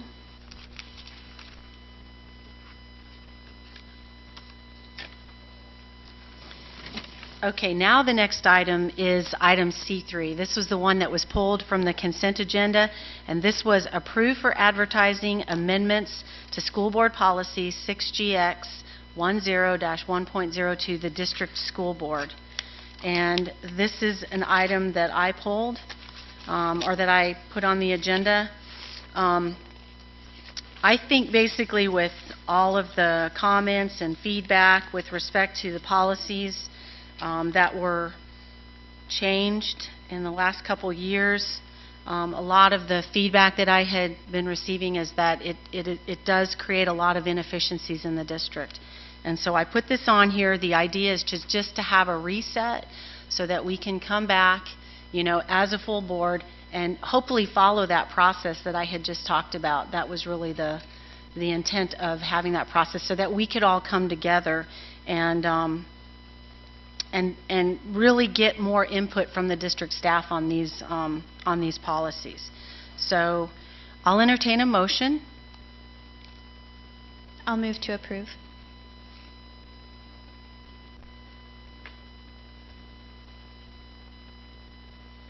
I don't know how to say. Before we can have discussion, there has to be a second. Otherwise, the motion fails for lack of a second. I would like to make a motion to approve with a change in a sentence, and I don't know how to do that. That will be a motion to amend, okay? I'd like to make a motion But to amend. I think we have to have a second first on the first motion. Sorry. So I have a motion by Ms. Gilhousen. Do I have a second? Okay, there's no second, so the motion fails. Okay? I'd like to make a motion to amend. Okay, let me back. So, You can't amend a motion unless it's passed. You have to get to the discussion. You have to get to discussion first before you can amend an motion. Okay, so we have to have a motion on the floor in order to amend it, okay?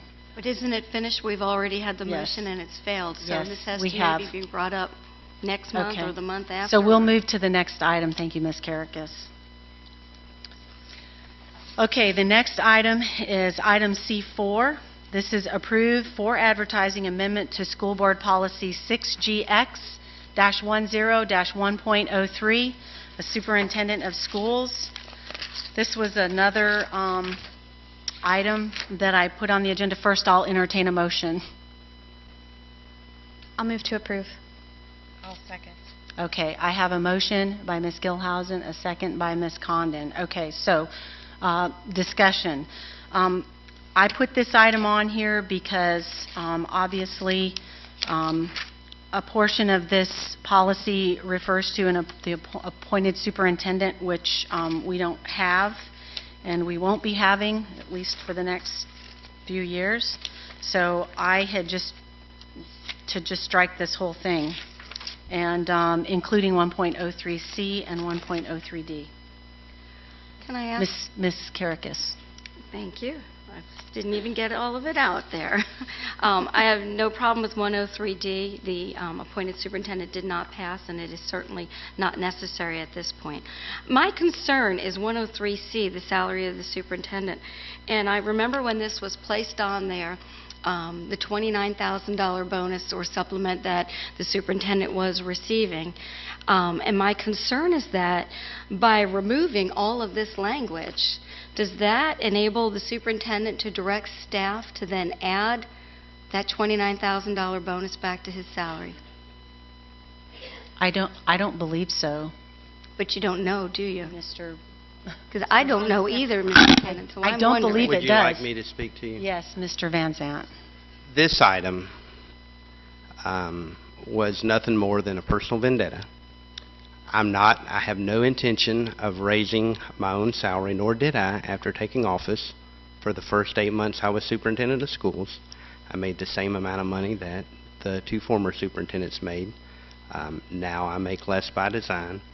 But none of us really want to sit up here, and I don't think anybody in the audience wants to sit up here and publicly discuss their salaries at all. So if in some time in the future any kind of supplement happens again, that would come from you guys. I'm not asking for one. But if it does, I don't feel like being drug up here like a whipping boy like I was last year by and being maligned by school board members. We lived with that policy since the 1850s till 2 years ago without it. Just like 1.02, I don't think we need it, but that is entirely up to you guys. I have another comment. And I agree with you. We don't need to go round and round. All our salaries are public record. Anybody who wants to look it up, look it up. You know what we make. My concern is just that this puts the language back. And I agree that this should have been removed 20 years ago, Mr. Van Zandt. It had nothing to do with you. I believe it should never have been there for any of these superintendents. You can smile and laugh because you think it's, but I don't agree with it. So that's the concern.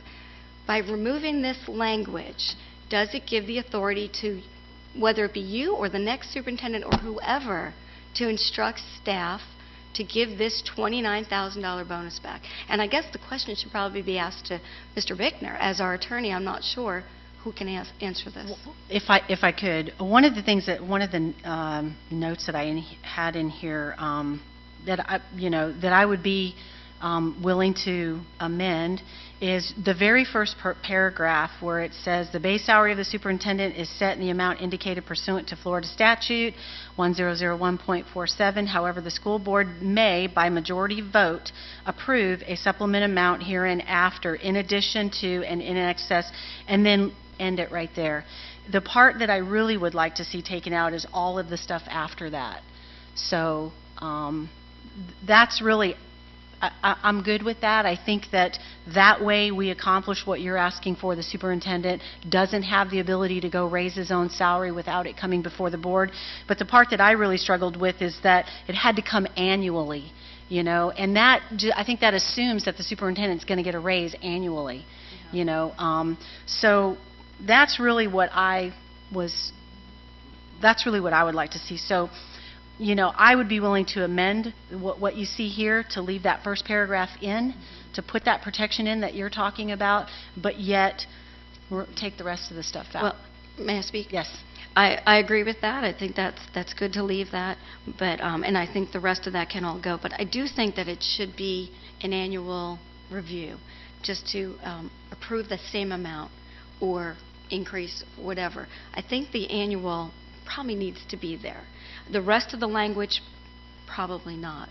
But I think if that paragraph and add that it comes before the board annually for review.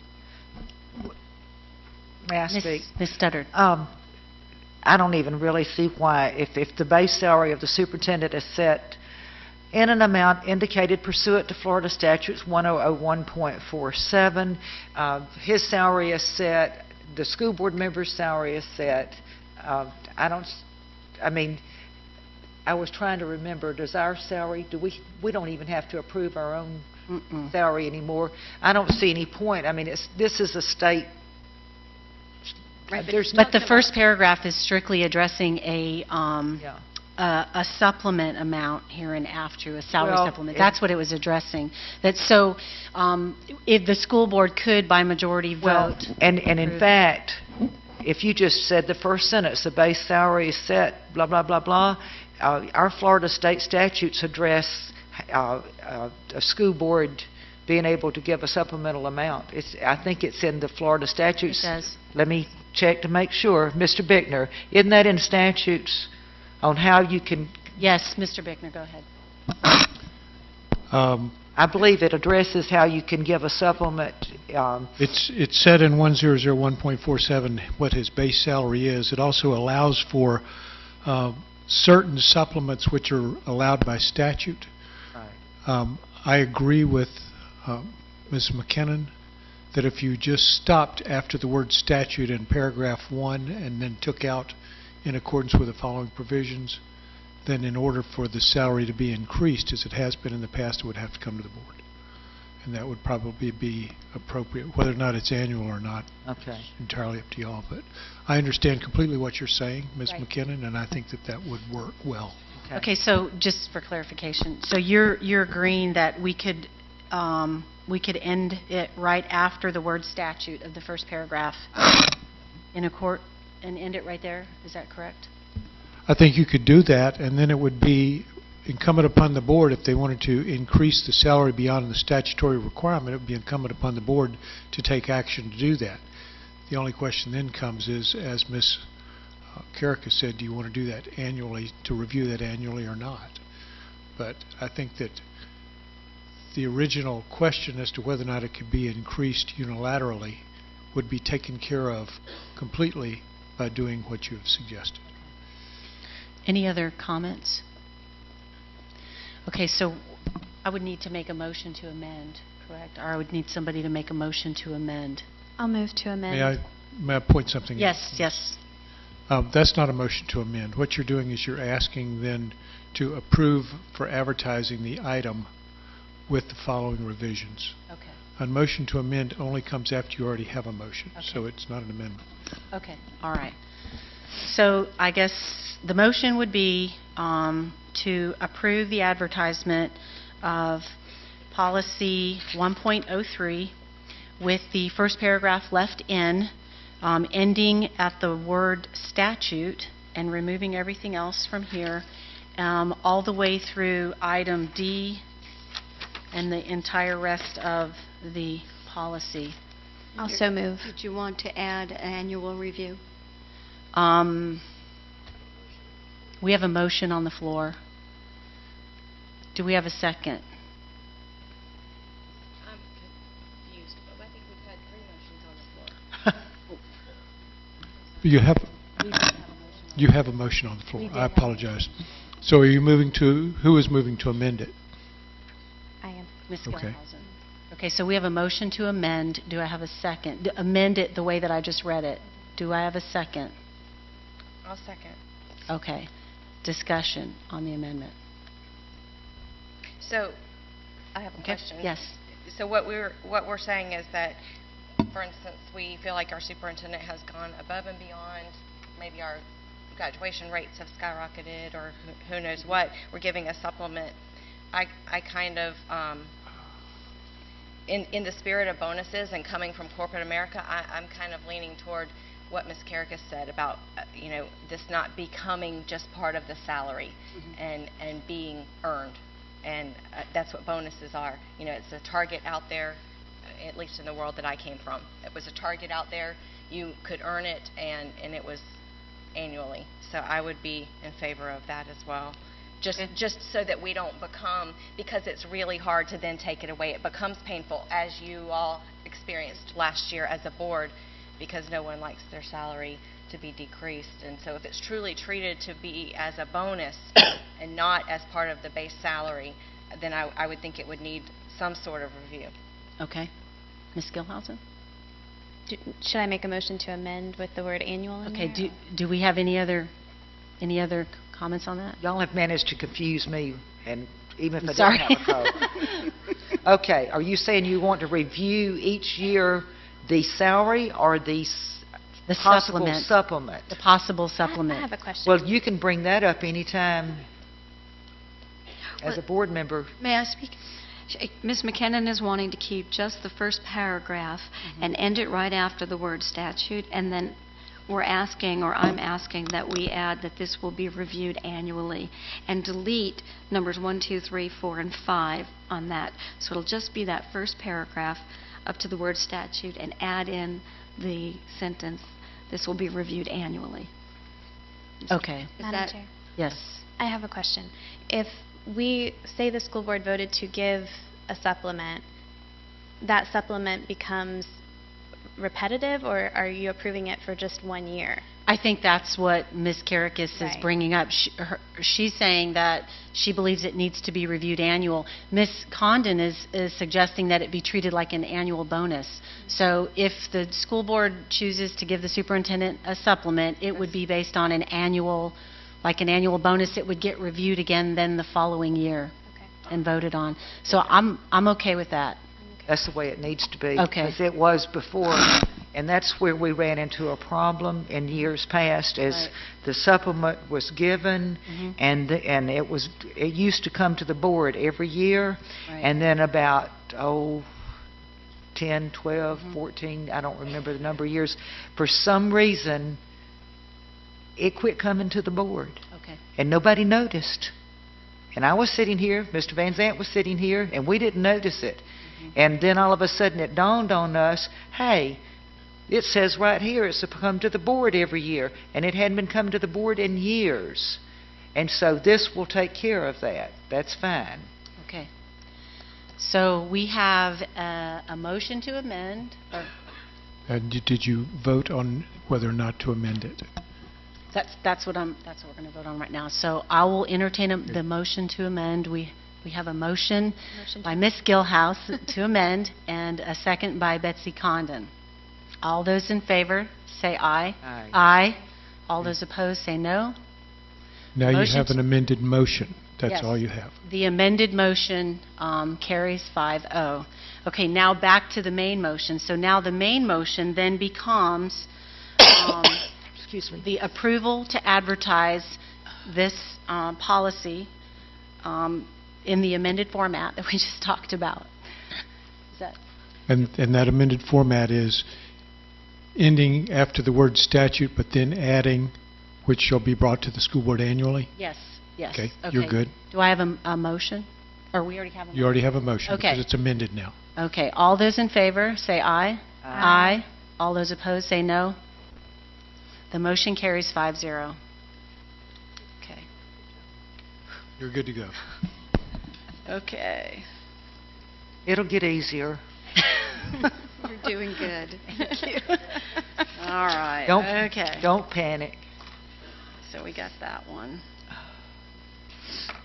Okay. All right, the next item, well, that was C4, correct? Yeah, okay, the next item on the agenda, I'm sorry. Excuse me, Mrs. McKinnon. Yes. I did want, since clearly I should have spent more time with my Robert's Rules book and a little less time nagging Mrs. Cornegay, I wanted to ask, and I have been, so since I wanted to ask the board for consensus on something, and I'm asking it here because it says school board members, and maybe it's not the right place, but I've been nagging. I think the right place is at the end when we get to board member comments. Okay. That's the right place, yeah. When we get to the very end of the meeting, under school board. Okay, that's fine. Yeah. That's the Could I offer some Yes, clarification? yes. Just in my role to advise here, I think I know what Ms. Condon wants to bring forward because she has children in school. She's got a 10th grader this year. We've had a lot of testing and assessment. There's been a lot of talk about it around the state. And I think what she's asking you to do is find good cause to add an item to the agenda to be voted on, which would be a resolution that we've all seen. It's been circulated through FSB. I'm surprised one of y'all didn't submit it to the I have it agenda. with me. And so what she's asking you to do, and do you have copies of that resolution with you by chance? I do. Is to approve a resolution that I know we've all talked about. You've seen it at FSBA. You've heard from teachers about it. I've heard from the That really instructional needs- division about it. And it really isn't a big deal. There's no financial impact. We would just like to But- lend our board support possibly. That should, And- I mean, we can Okay. go ahead and do it now, but it should, things like this come under the board request at the end of the meeting. I'll be happy to wait. No, it's okay. We'll go ahead and do it Go now. for it. We'll go ahead and do it now, okay. But just, we have odds and ends usually. Do we have to vote on this? Or is this, I was looking Yeah. for consensus. The I board don't would know have if to it- vote on it. First, it would have to be declared an emergency. No, it's not true. That's not true? Why not? It's not on the agenda. May I speak? yes, go ahead, Mr. Bickner. Are you asking to declare an emergency? Because this is not an emergency. No. My understanding is that she's asking to amend, asking the board chair to find good cause to add an item to the board agenda under 120.525, which does not require an emergency. It simply requires good cause. Okay. Now, whether or not she has good cause, I'm not speaking to. I'm just saying that it doesn't require an emergency. So what What is constitutes good cause is constituted by the conscience generally of the board chair. But she has to state that good cause on the record. Madam Chair, may I state my cause? Yes. Well, Go ahead, it's, Ms. the Wait. chair has to state good cause. Okay, The chairman has to state the good cause. Oh, okay, I'm sorry. So I have been harassing Mrs. Cornegay since school started. I do have a 10th grader. I'm very concerned about the new testing counting this year.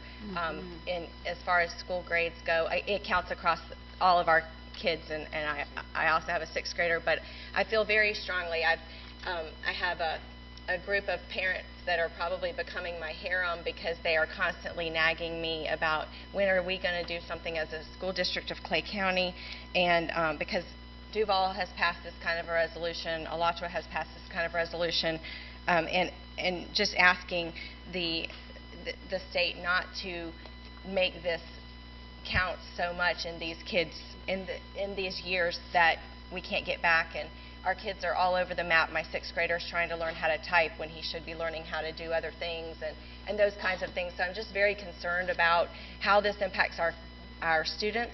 I'm concerned about what our teachers feel like. They must feel like they're facing a moving target daily, and that changes. Our state Department of Education keeps changing the target of what they're going to measure and when they're going to measure it, and I just would feel more comfortable, and I think if more school districts ask the state to look at this and not you know, when you measure something, you really need a baseline of which to measure it against, and there's not a baseline to the test.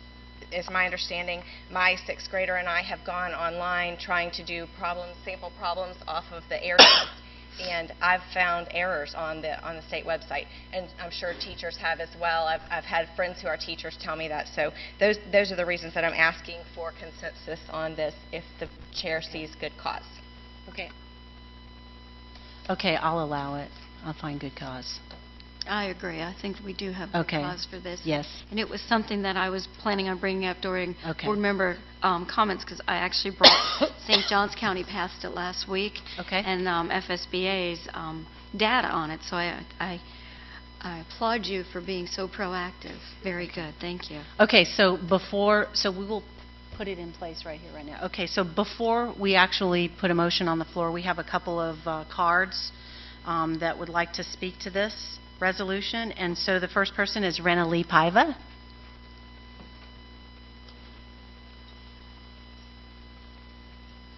Thank you. Thank you. Thank you for putting it on now. It will save my people who really do want to speak to it. But good evening. I'm Rena Lee Paiva. I'm the president of the CCA, and I am speaking on behalf of the CCA. The school board of Clay County, we're asking the school board of Clay County to pass a resolution to ask our state legislators to hold harmless the teachers, the administrators, and the students of Clay County regarding the new statewide assessment. I would like to remind you that the test has never been tested in the state of Florida. We have not field tested this test and have no reliable statistics regarding the validity of this test. Much of the test will be computer-based, which then begs the question on what skill is actually being tested, the knowledge of the child or the ability of the child to navigate the testing program. 25 counties in the state of Florida, school boards in the state of Florida have either passed a resolution or are considering passing a resolution of this assessment. When the state of Florida established the FCAT, they field tested it for a full year in 1997. Then in 1998, they established baseline and cut scores. It was not till 1999 that the first school grades were established. Our state has spent $228 million on a test that has never been tested. We ask that you pass a resolution calling on the governor, Florida legislators, and the Department of Education to delay the implementation of these tests until we have field tested them and have valid cut scores has been established. We further ask that no teacher or child be adversely affected by this untested test. Thank you. Okay, thank you, Ms. Paiva.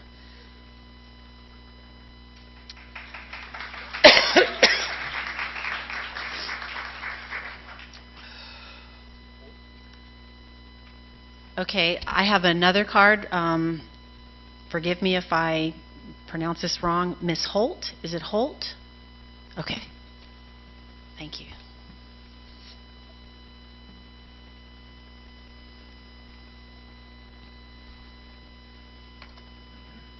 Good evening. I'm Michelle Holt. My residence is 405 Harvest Bend Drive, Fleming Island, Florida. I am a Clay County teacher. I'm a first grade teacher at Thunderbolt Elementary School. Rena Lee, as always, has done an excellent job of giving you point by point our very, very severe concerns about this test. There's only one or two that I'd like to mention that she hasn't mentioned already.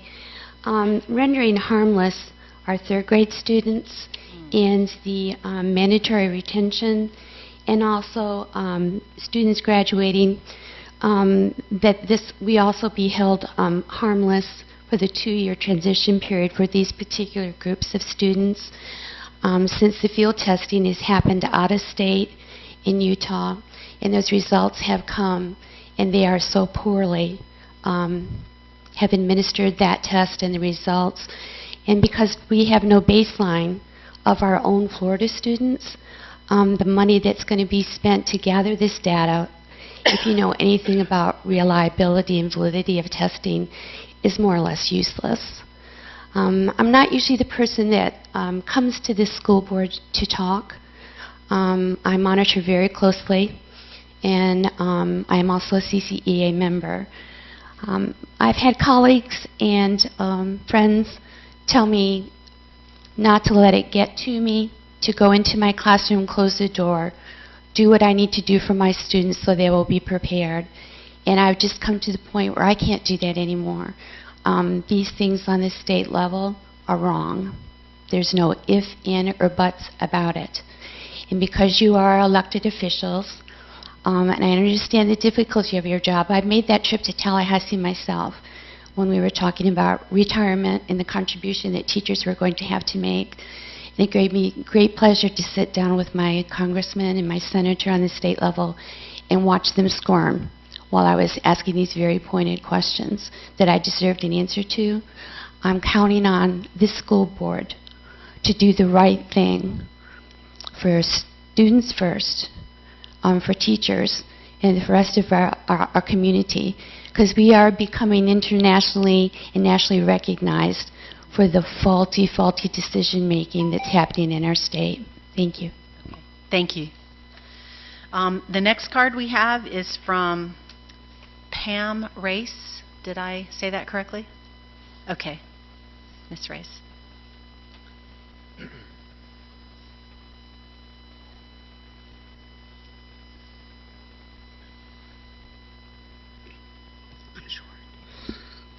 My name is Pam Race, and I reside at 1062 Fox Meadow Trail, Middleburg, Florida, 32068.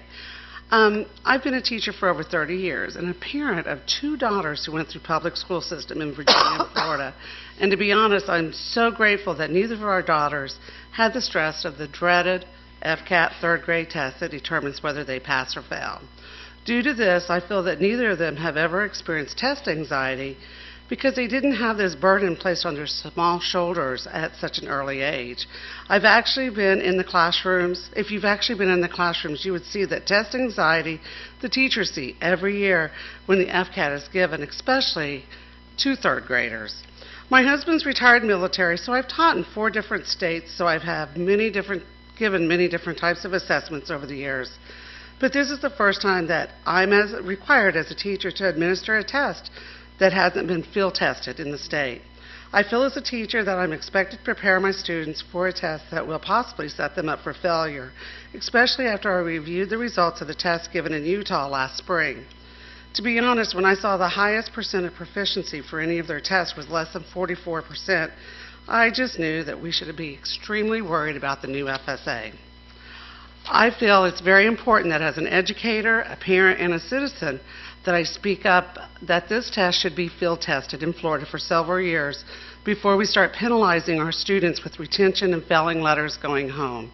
It saddens me that we have elected officials sitting in Tallahassee that truly don't care about our students, so as a county, we need to take a stand to protect them.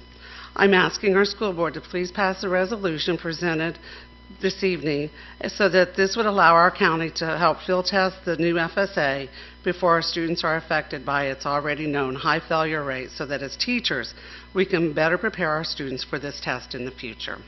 Thank you. Thank you. The next person we have is Shanna Boer. Thank you.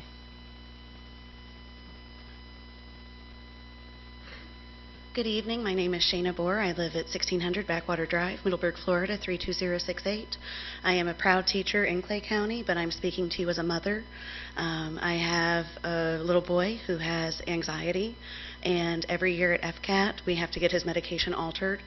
He rocks in the back seat due to his anxiety, and it is heart-wrenching to see him go through it every year. And I know that his teachers try to build him up the very best that they can, but they're limited. And I am asking that we help to allow our teachers to teach the children and assess them like they do all year long, and not have it come down to one test to where we have to go and make that doctor's visit to say, it's FCAT again, and we've got to be able to make it through. So I appreciate your time. Thank you. So we have no other calls on this one. Okay. I'll bring this back to the board. So I'll entertain a motion for adoption of Resolution 2014, and I'll just read the resolution into the record. Can I ask a question before you do yes. that? Was this drafted by Ms. Cornegay, and was it done in collaboration with our teachers? Did they have input to this? You did. And I'm just wondering Ms. because Cornegay? the last, I don't know if anybody has seen what St. Johns County passed, but their paragraph, I'd like to just kind of read it. It says, "Now be it resolved that the School Board of St. Johns County calls on the governor of the Florida Legislature and the Florida Department of Education to hold in abeyance the full implementation of the teacher evaluation and compensation system and the issuance of school grades for the 2014-15 and 2015-16 school year in order to establish a baseline and set cut scores. Further, in order to ensure transparency and accountability, the Florida Department of Education should publish all results of the assessment at the district and school level. Further, for the Florida Legislature should ensure that there is no negative impact on third grade student promotion or student graduation during the 2-year transition period."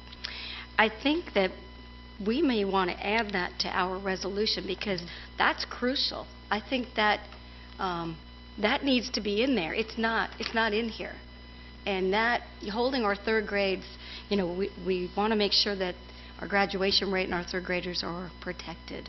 So I'd like to maybe, we can approve it and ask just to have that change added to it. And, Okay. and I will submit the St. Johns County that I have to Ms. Cornegay, and she can redraft it. Okay, Ms. Cornegay, do you want to speak to this? I think the resolution as it is, it may not state that specifically, but it does say to hold harmless any impact, which would include the mandatory retention and also the graduation requirements, everything that's been addressed. And we did go through this with CCEA, and I think it's good as is, but certainly it's your prerogative if you want to make changes. I think that this one kind of mirrors what the other districts have done, and sometimes brief is better. So you're saying that it accomplishes all the same things that Ms. Karakis just read from the one from St. John's? It does. Okay. I don't know. I think if we're going to do it, we should do it right, and we should be very specific as to what we want protected. It's fine with me if the board wants to approve this. I would be more comfortable adding that paragraph or making the change, but it's up to the board. Okay, let me go ahead and put the motion on the floor so that we can have discussion. Okay, so I will entertain a motion to approve the resolution 2014, and do I read the whole thing or just the beginning? I think I'll just read the title of it. I think you can spare us. Okay, yeah, it's long. Okay, so a resolution memorializing the opinion of the School Board of Clay County, Florida, and the Superintendent of Schools in opposition of the Florida Department of Education's intent to issue school grades in a transition year for standards and assessments and connecting the results to teacher and principal evaluations. I'll move approval. I'll second it. Okay, I have a motion from Ms. Karakis and a second from Ms. Stutter. Okay, any discussion? And, really, I've been watching faces here. It sounds like nobody is in disagreement just to leave it like this. I think when the legislature, when they get this, they're going to have so many of them. I don't think they're going to read every single word. They're going to know they're going to put a check mark by Clay County did it too. So I don't, I don't think it's going to matter one way or the other, really. If the truth would be known about it, it's not worth trying to go and redo everything. Okay. Any other comments? Do you? Okay. All those in favor say aye. Aye. All those opposed say no. Motion carries 5-0. Okay. All right. Yay. Okay, so now I forgot where we were at. Okay. The next item up is under Deputy Superintendent. This is an item that was pulled from the consent agenda. The item is C5, Proposed Allocation Changes for 2014-15. Ms. Karakis, this was your item? Yes, I pulled this. It concerns me that we have... Actually, I think I need to... Do I need to have an... Yeah, I'll entertain a motion. I'll move to approve. Okay. I'll second. Okay, we have a motion by Ms. Condon and a second by Ms. Skillhausen. Okay, Ms. Karakis. I pulled this because I'm concerned about two items on here. One of them is an allocation shift. We are deleting Coordinator of Planning and Intergovernmental Relations position, and then we're adding an administrator on assignment at the county office. And I'm wondering, why would we delete such a crucial position in the first place? And secondly, I see no need to add an administrator on assignment at the county office. The second thing on there is the administrator on assignment for retirements, and I understand that, we're going to need to train a deputy superintendent and I believe assistant superintendent of HR. So I'm wondering on that, it has a $60,000 range, and I would like clarification on that one. Okay. Ms. Adams? Mr. Van Zant, would you like to speak to this item? Thank you. I can address this. As you know, and has been stated multiple times, we're in a large transition year. We not only have the deputy superintendent and the assistant superintendent for human resources, the assistant superintendent for business affairs has been retired for 2 years, and we haven't let go of him yet. We have a hard time letting go of good people, I guess. So it is going to be a big transition year. So the numbers plugged in for his retirement will cause a little bit of a budget adjustment when we advertise, find the right person. That $60,000 might be a slight plus or minus for the rest of this budget year. We're currently until June 30th. So I can't promise you it's going to be $60,000, $50,000, $80,000. It'll depend on the person we hire at that salary level. Is that one for Dr. Copeland? Is that the retirement transition, $60,000? I don't have a better explanation for that for you. I do have a question. Is that for Mr. or is that for Dr. Copeland? Ms. Adams. Ms. Adams? That's what I wanted to know, if this is for Dr. Copeland, and if so, are we advertising? I mean, is his retirement imminent? I mean, I guess he could give us a 60-day notice at any time, but... He's gone. He just left. Hey, was quick. lock the doors. Where did he go? Good Lord.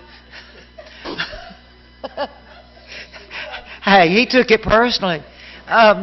No, really, are we advertising for this? Is this the Dr. George Copeland position is what I'm wanting to know. It says retirement transition, and I know that you and Ms. are retiring at the end of the year. Ms. McCabe, my brain is foggy tonight, but that's the end of the school year, so I just wondered if this is for Dr. Copeland, and here he comes. Okay. Ms. Adams. I mean, thank you. We all know where you've been, Dr. Copeland. We were looking for you. Here he comes. Ms. Adams. The purpose of that is just for what it says, retirement transition. I did plug it into business affairs because we anticipate that as the wave of retirements begin, that perhaps Dr. Copeland will be at the beginning of that wave. I will follow shortly behind him, 192 days. But who's from counting? Today. Ms. McCabe will follow after that. There are others as well. So yes, I stuck it there just because, yes, that's going to be the first. When we're advertising that, are we going to do it tomorrow? No. But this prepares us, this gets us an allocation out there in the event as we prepare to get ready to hang the job out there for him. Hang the job. Hang the job out there. As you know, this is the beginning of our budget season. This is the very beginning. We're getting ready to send in our projections in December. So as Dr. Copeland has talked with the superintendent and with me, this is kind of a natural transition time. So yes, that's why that's there at the moment. But I want to caution all of you, this is a transition position. This is a transition next few months. So you're going to be seeing, you may be seeing more of these types of requests as we, ease or march towards retirement. I keep saying we march toward class size, we're marching toward retirement. So, Ms. McCabe, so may I yes. ask a question? Yes. Ms. Adams? Yes. Ms. Adams, so this retirement allocation for an administrator on assignment, my question really is this for a full year? Is this for 5 months? Is it for 6 months? How What did I do you- select the 60,000? Yeah, that's- Okay. how- All right. Let's just say if we replaced a George, Dr. Copeland, for a full year, I took what it would cost for a full year and just put it in half. Cut it in half. Now, the truth of the matter is, let's pretend for a minute that there's someone right here in the district that has everything that we need that can just ease right into Dr. Copeland's position. It may be that we don't even need this. But typically we need a placeholder. This is not uncommon. I remember I had it for Mr. Berries when he left, when Mr. Warrenberg came in and Mr. Berries left. So administrator on assignment's just that. It's a holding position in the event that you need to have that transition period for the new person coming in to transition with the person exiting. And right now we anticipate that that'll be Dr. Copeland. Do you expect that we'll have 3 at one time, that we'll need 3 positions for that? One for Dr. Copeland, one for yourself, and one for Ms. McCabe? Are you expecting that we'll have... Well, that's what I'm hoping, that we can do this in phases. I mean, I'm definitely leaving May 29th. I mean, that's for sure. if we let you go. I understand Ms. Studdard's question a lot better now, and in thinking through it, this administrator on assignment is for transition and retirement, and it's parked in business affairs. Right. But it's just parked there.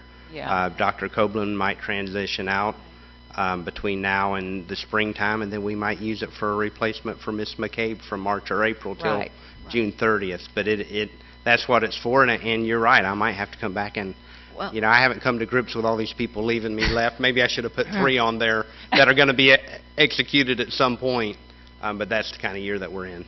You mean that 60,000 is not a raise for me? No, sir. I Tell me came you're back. getting a supplement, I thought too. that's what you were going to do.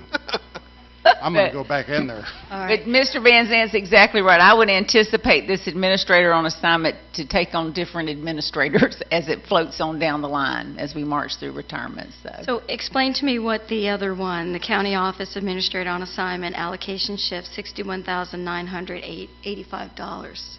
It's the same salary as our coordinator of planning and intergovernmental relations that you're deleting. Okay. I'm going to let the superintendent again respond to that.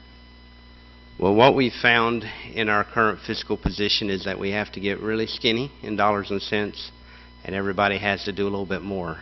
So the majority of the public relations officer job that was deleted from the allocation package has been absorbed into the intergovernmental relation job, and some of the parts of the intergovernmental relation job have now been absorbed by the assistant superintendent for support services. And what we found in a very fast-moving society with parents and teachers and staff that all need to be communicated with quickly is that we really need is a coordinator of internal and external communication. All this kind of works together. You have that job description before you, but this district has a need for an administrator from now through the end of the year to act out of the superintendent's office to coordinate communication inwardly and outwardly. And so I will be using that administrator on special assignment in my cost center if this item is approved, and transitioning some job descriptions. So like so many other job descriptions that we don't currently have, the public affairs officer job description and the intergovernmental relations job description will not cost anything. They will sit on the shelf. So this is really a wash based on our needs assessment in the district right now. Well, it seems to me like, this is, it's a placeholder for, somebody specific who if you're doing the job of a public relations officer, it's a nice salary increase, which that was a $53,000 salary, and it seemed like all of those jobs for that public relations officer have been absorbed in other areas. So if we can do away with this coordinator of planning and intergovernmental relations, it doesn't seem like we should be adding an administrator on assignment. It seems like we should be proactive and just deleting that. So I'm not in agreement with that. Thank you. Okay. Any other discussion? Ms. Studdard? Because I've had a cold for 3 days, I haven't had a chance to call and ask some questions that I wanted to ask, but I'm looking at the to support services, the deletion of coordinator of planning. We've had a lot of changes over in that support services department. Director of maintenance was moved up to assistant superintendent. The assistant superintendent was let go. Then we got a new director of maintenance from outside. And then we had a person moved into the planning coordinator job. And that planning coordinator, who had experience and been there, it was moved over to the information services department. So I can only assume now that the coordinator of planning, who does things like the fish reports and the impact fee and that, all of that stuff, I don't really know too much. That's your department. I know that when the prior planning coordinator was there, I know he stayed really, really busy doing his job, and I think attending meetings with the county commission and different governmental organizations. It seems to me that now we've got our new assistant superintendent not only doing that job, but he and perhaps some of the people there in the office are also having to do the planning coordinator job, because we do have a new director of maintenance and a new so many new people. I'm not sure this is in the best interest of the district. However, I see the handwriting on the wall. The administrator on assignment for the county office, I am assuming that that is to hold a slot for the job description that we were approving tonight for the new coordinator of communications. I'm trying to put the pieces together here, and the only thing I have to say about that is, I mean, that's the superintendent's call as to who is named to what position, but this person now is going to be called a coordinator of communications. That's a coordinator 1 job. When that was the coordinator of public relations, it was a coordinator 2 job, and the salary was more like 53 something. Now, when that person was moved to be the planning coordinator and support services, the salary was increased to $61,900. So now what we in effect have done is we're going to have a public relations, communications, or whatever you want to call it. I looked at the job description, and it's a lot less duties than was previously done by public relations at a coordinator 2, yet this one is being put in as a coordinator 1. I think there's something out of whack here, and I'm extremely concerned about losing the planning coordinator over in support services, but y'all can do what the majority wants to do. Okay. Is that it? Any other discussion? Okay, we have a motion by, was it Ms. Condon? We have a motion by Ms. Condon and a second by Ms. Gilhousen. All those in favor say aye. Aye. All those opposed say no. No. Motion carries 3-2 with Ms. Karakis and Ms. Studdard dissenting. That was C5. Okay. Next item is D5. Human Resources Special Action. I'll entertain a motion.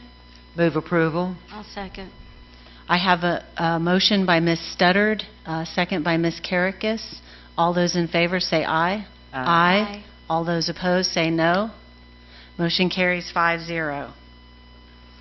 The next item is item C9.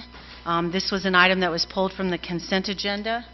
This is the personnel consent agenda. This item was pulled by Ms. Karakis. Do we have cards on these?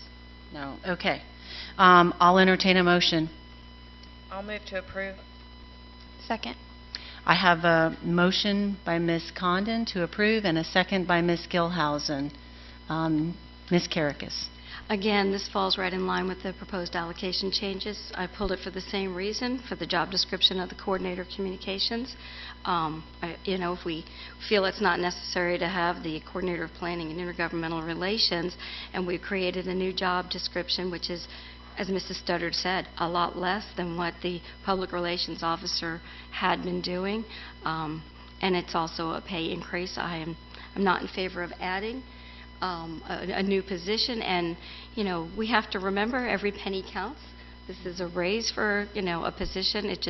We're spending more money, it's less duties, and it sounds like this is really a position so that there's an assistant following around the superintendent, and we don't need that. We don't need a personal assistant for the superintendent. So I'm concerned about this position, and that's why I pulled it. I don't agree with it. Okay. Any other discussion? Okay, I have a motion by Ms. Condon and a second by Ms. Gilhousen. All those in favor say aye. Aye. All those opposed say no. No. Motion carries 3-2 with Ms. Karakis and Ms. Studdard dissenting. Okay, next item is item C11. This was also pulled from the consent agenda. This is approved for advertising amendments to School Board Policy 6GX-10-2.03, position availability. This was pulled by Ms. Karakis. I'll entertain a motion. I'll move approval. I'll second. I have a motion by Ms. Gilhousen and a second by Ms. Condon. Ms. Karakis. I pulled this because, again, I'm going to repeat what Mrs. Studdard said in the very beginning of this discussion. First of all, I don't think that this should be coming before our two new board members when they have training to do and need to understand policy and procedure. I think that this is really not fair to them. The reason I pulled this was because I believe that it's crucial that our job descriptions be reviewed every 2 years, and I think when a position is vacated, they should come back. I don't know if everybody read the personnel consent agenda. I'd like to think we all did, but job locator C-3.2.06, which was the professional development assistant, did anybody notice on the bottom that this was effective January 1, 1994, and it was last revised 9/21/1995. This job description has not been looked at or updated in 19 years. 19 years. I just could not believe that. And part of the reason for addressing policy changes is so that, according to Florida statute, we're supposed to review all our policies every 2 years, including job descriptions. Job descriptions are part of our statutory authority as board members. We are responsible for writing policy. We're responsible for job descriptions. This has not been brought back to the board since 1995. 19 years. So I think that it would be foolish of this board to remove this language, which creates oversight.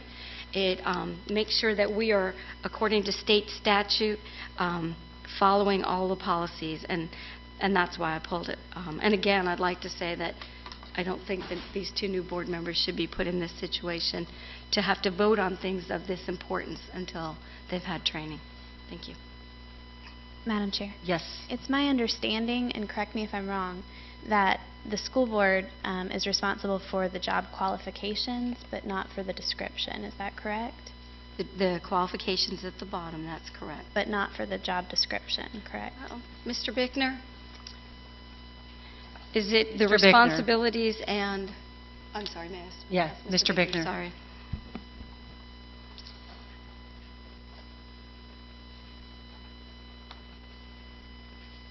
I believe that we are responsible for all of it. Yeah. While Mr. Bickner's looking that up, Mr. Van Zant, would you like to comment on this? Yes, if you look at any of your job descriptions at the beginning, it has a title and a pay grade associated. That is what I look at as the school board's part of that. And at the bottom, you have minimum qualifications, and that's covered by statute as under school board purview. The middle of it, what that person actually does, the order of the day-to-day work of the school district and what they're going to do is a day-to-day function by the superintendent or whoever that person's assigned to in district staff. And some of them state it, some of them don't, but the rule, whether it's written or unwritten, is you do what your boss needs to do to help you accomplish that day, especially with the administrative job descriptions. As to the length of time with some of these support job descriptions, like the personal assistant or secretary, whatever the title was, in professional development, originally I think it was batted around when this policy was changed that all job descriptions would be reviewed, and Ms. McCabe reminded the board and the attorney that to review and change any instructional or support job descriptions, that was part of collective bargaining, and I don't remember what phase of bargaining we were in.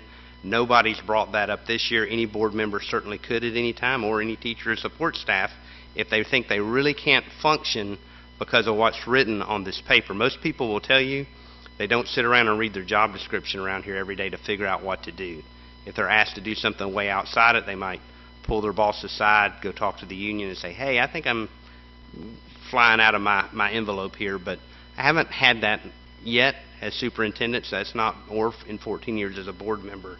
So your part of this is to make sure that we have required qualifications and that the job descriptions themselves are at a band of pay that makes sense. And to back it up a step further, since we're having so much discussion, we do have some new board members. It's a good refresher for all of us.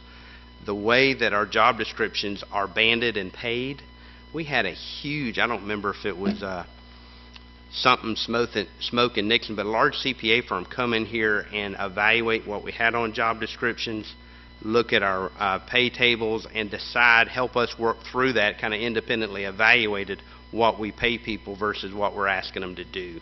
So there's really a lot of oversight. I agree some of them haven't been updated in a long time. If you guys want us to update them, that becomes part of collective bargaining. We can certainly do that for the support and the instructional pieces. Well, as part of oversight, I think, keeping the language in here, especially the part that says no employment position shall be posted, made public, or presented to the board without an appointment recommendation unless an allocation exists, which has been approved by the board. We should make sure that there's an allocation for this before it comes. And then also about when a position is vacated, it coming back to the board with the rationale and an updated version of the job description. I think that we need to continue that as a board. And I'm just in not agreement with deleting all this language. And I understand things have shifted and you want to put everything back to the way it was and shift control, and that's why this agenda with these 2 new board members has all of the changes that took place over the last 2 years. I understand that. I think if we really were about doing what's right for the district and in the best interest of our children, we would wait until our 2 new board members had training and fully understood the roles and responsibilities as an elected official. So. Ms. Condon. Before you go, I just wanted to say something about, you had said that this says that we should have an allocation in place before we should have a job description in place before we have an allocation. I think a job description No, it says no employment position shall be posted, made public, or presented to the board with an appointment recommendation unless an allocation exists which has been approved by the board. It's saying we must have an allocation before it's posted. And the reason that's there is because a year or so ago, there had been a position posted when no allocation existed for it. Okay, and it's for oversight, transparency, and accountability. Okay, I'm clear on that. Ms. Condon. I was wondering if the chair could ask the superintendent to ask the deputy or assistant superintendent for human resources to maybe talk about how this policy has affected their day-to-day work. Well, if you'd like to hear from Ms. McCabe, she's very eloquent. I'm sure she'd love Mrs. to speak. McCabe, would you like to comment on that? Thank you. First of all, let me state the superintendent is completely accurate in the paragraph that is on this page, albeit struck. When we're talking about the support position that you mentioned, Ms. Karakis, that goes through CESPA committee, so the date that it was last reviewed would certainly need to go through committee in order to come before you. Every administrative position this past winter was reviewed. So I think really we're talking about administrative positions. And Human Resources in the past and again tonight is concerned about teachers and students, and this is a delay in service to the schools. So that's why we're in favor of a reset in this case. Okay. Any other discussion, any other comments? Okay, I had a motion from, was it Ms. Gilhousen, and a second by Ms. Condon. All those in favor say aye. Aye. Aye. All those opposed say no. No. Motion carries 3-2 with Ms. Karakis and Ms. Studdard dissenting. Okay. Next item is instruction. We have nothing there. Next item is under business affairs, item D6, monthly financial report. Okay, thank for you. October 2014. I'll entertain a motion. Okay. I'll entertain a motion. Move to approve. I'll second. Okay, I have a motion by Ms. Gilhousen, a second by Ms. Karakis. Dr. Copeland. Thank you. For the two new board members, and as a quick review, each month I bring to the board a monthly financial statement. That monthly financial statement is a year-to-date for each individual fund. The basis for that fund was adopted back in September through the adoption of the final budget. Each month, I also present every budget amendment that has been not approved, but has been recommended to each individual fund, by object, and we bring that to you. That is by statute. We have to present that to you. There are several funds. Obviously, the one we talk about the most is Fund 100. That's the general fund.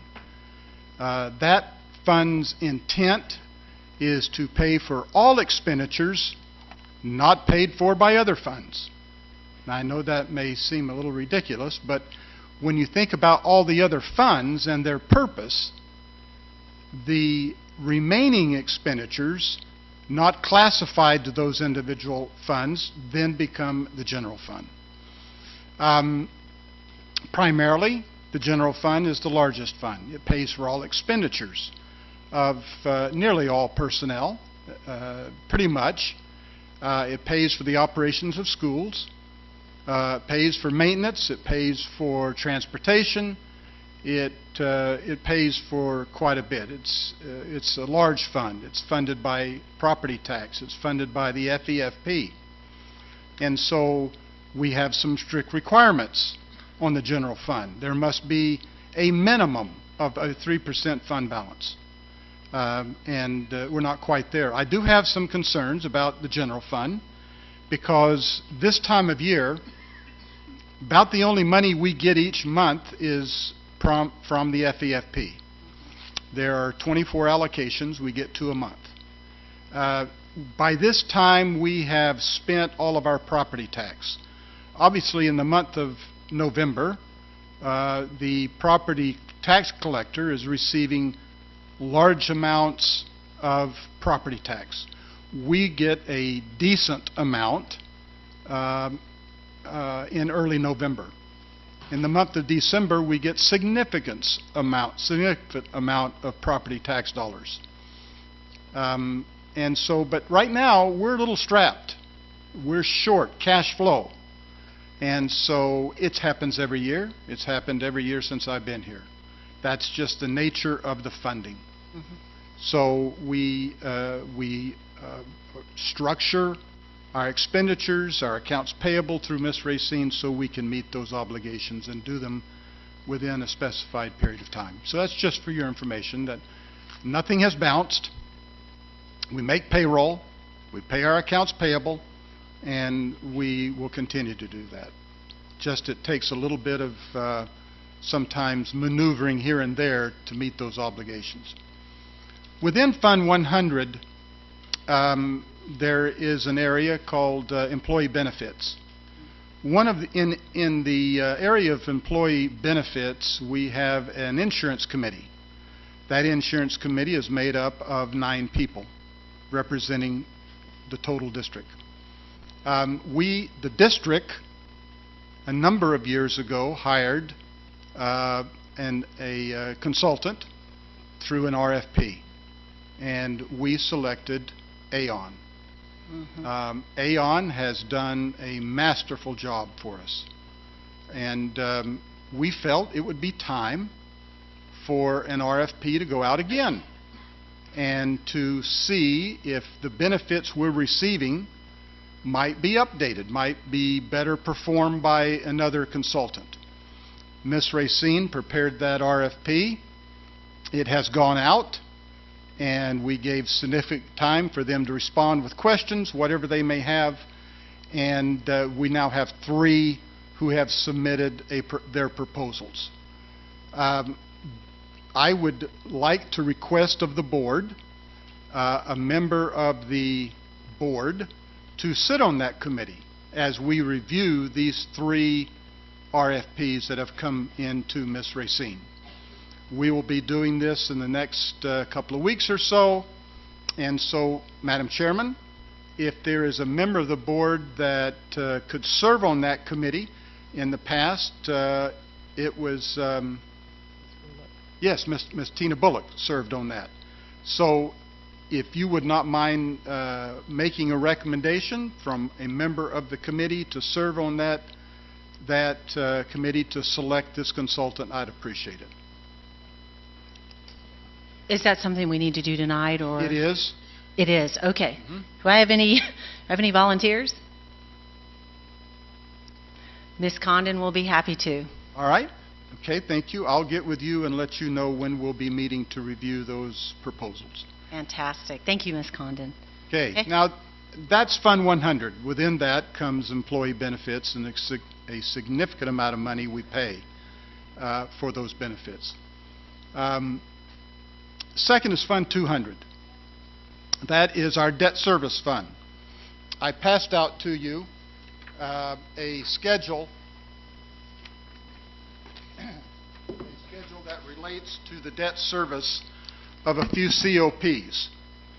These COPs, certificates of participation, is the funds we receive from that is according to Mr. Merrill and how he uses those funds to build a school, buy property, etc. It's my responsibility to try to get them as cheap as possible. And I have been reviewing 2 or 3 of those COPs, and it is my recommendation that as you look on that schedule that I gave you that's in pink, you'll see that we refinance Fund 298, which is the 1997 COP series that has been refinanced in 2004. You cannot refinance these generally until approximately 10 years has passed, 2004, 2014. So it is my recommendation, and based on the calculations that have been made, that on 2004, and we can do a advance refunding on the 2005A, the next one down, Fund 299. If we refund those at today's lower interest rates over the remaining years within the life, there's approximately a savings of about $1.5 million. And therefore, I recommend that the board allow me to proceed with that, and then on the 16th of December, I will bring to you the exact calculations, and then we can close on that on the 18th. I would need you, Mrs. McKinnon, and myself and the superintendent and Mr. Bickner to be involved in that. I have involved Mr. Bickner in this transaction, and so I need your approval to allow me to go forward now to complete this transaction. I make a motion that we approve Dr. Copeland to go forward with that transaction. Where's that on the We've agenda? got a One motion second. and Yeah. a second on the floor. We have a motion already. and a second on the floor. So my question is this included? This is part in of the, this it's- is part of the financial review. It's This already is included. part of in it, Fund yeah. 200. Mr. Bickner, are we okay to proceed with that? Thank you, sir. So it's included in the motion that's on the floor already, okay? Now, Okay. all right, since you allowed me to do that, also now, if we look to Fund 290, that is a refinance 2005B. That one is probably going to have to be completed sometime next April or May. And at that time, if I'm here, fine. If I'm not, better. Then I'll bring you more information about that at that time. I do have one question. This $1.5 million savings, I mean, that's what's ringing in my ear right now. When do you estimate that we will realize that $1.5 million savings? Over the life of the remaining life of those COPs. Okay. Now, again, So it's not instantaneously? it's not instantaneous. Okay. Again, this is Fund 200. Right. The Okay. funding of that comes from Mr. Merrill. Okay. So none of this will affect the general fund. This isn't going to help us where... No, we this don't get doesn't help. Okay. No. Gotcha. This doesn't help, except it does. Different pot. Okay. The other funds, Fund 300, capital outlay, Fund 410 is referred to as a special revenue fund. That's our school food services. There are a few other 400 funds, special revenue. Basically, the school food services is the largest of those. Fantastic, great shape, very well run, and that's wonderful. The same thing with our other special revenue funds, the 420s, the 430s, et cetera. Mostly monies coming from the federal government flow through the state. They're in fine shape. The final fund is a fund that I'm always concerned about. It's our self-insured fund. That fund is, the thing that fund does is to fund our property, casualty, workers' comp, and all of those related expenditures. It's a self-insured fund. We get the money to provide for that from 2 or 3 different sources, primarily from the general fund, workers' comp, and contributions by the board. In your budget, you may remember, we have money in there that we transfer over. And also from Mr. Merrill, we go get some more money from him, because since he builds the buildings, then, you know, he should pay for the insurance to insure those buildings. So we continue to go out with our hand out and appreciate what he gives us. So next month is a critical month in Fund 100. We receive the third calculation. Of course, it's always after this board meeting, normally on that Thursday, but since we're on Tuesday, I will not have that information for you in the month of December, so I'll bring that to you in January. That's critical. You know what we did to Fund 100, estimating those students, and I'm a little concerned. But anyway, that's the financial review. I'll proceed with the COP refinancing. We'll have that on the 16th of December. And if you have any questions for me, I'll try to answer them. Is there any discussion? Okay, we have a motion by Ms. Gilhousen, a second by Ms. Karakis. All those in favor say aye. Aye. All those opposed say no. Motion carries 5-0.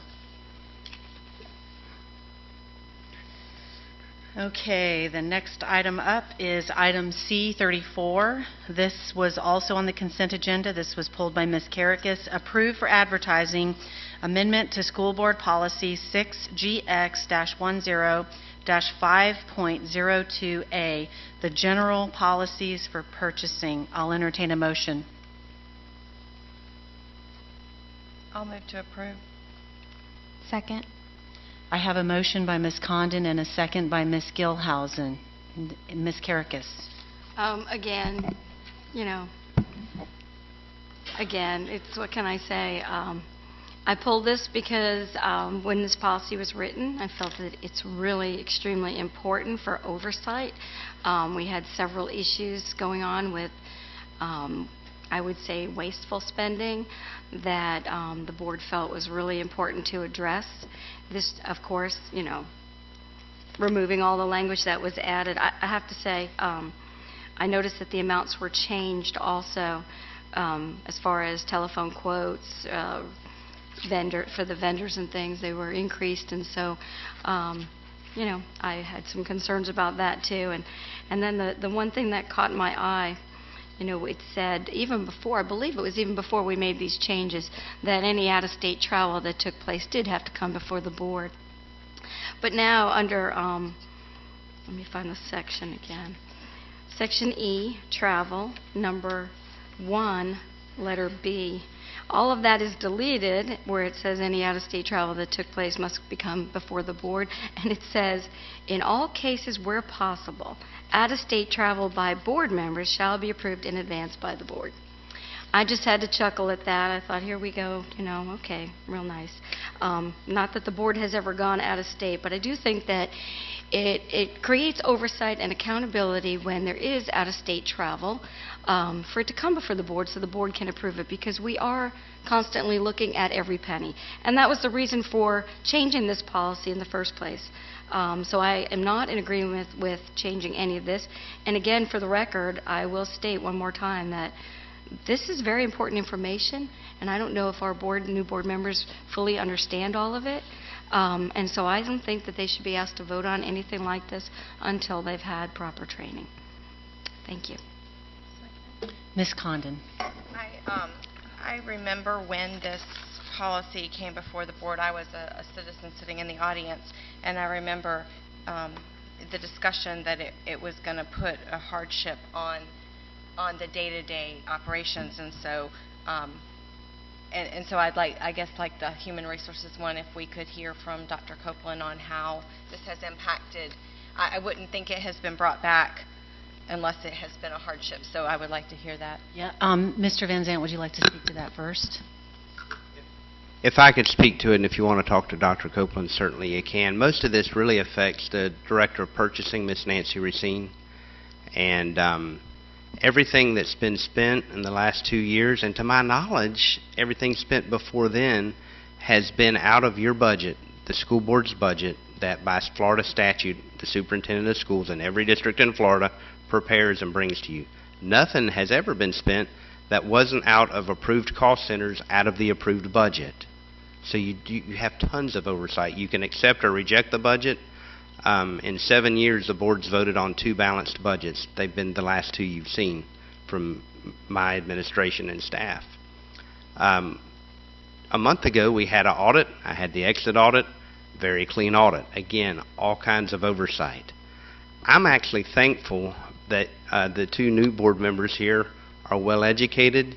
You've worked out in the real world. You've managed budgets, people, drugs, and protocols in your case, the whole safety system for the MARTA in Atlanta. So I have a lot of faith in our new board members that they really can see what's going on and understand this kind of stuff from a level. Being a school board member is being a school board member. We've all been one. Some of you for a day, some of us for several years. But it's just not that hard to exercise oversight, policy, and direction. And these recommendations are coming from Ms. Racine. If Dr. Copeland has further comments on them, he's welcome to make them, but they've come out of the people that are doing the work every day. And the role of school board members per statute is, after accepting advice and counsel from the superintendent of schools, to make policies for the efficient operation of the school district, and that's what our staff is asking you to do. And I know from Ms. Racine, she's not here tonight. That's what she would Yep, appreciate. she is here. Is she? So if that's adequate enough answer and rationale, fine. If you'd like to hear from Ms. Racine or Dr. Copeland, I'll certainly ask him to come forward. Which one? Okay.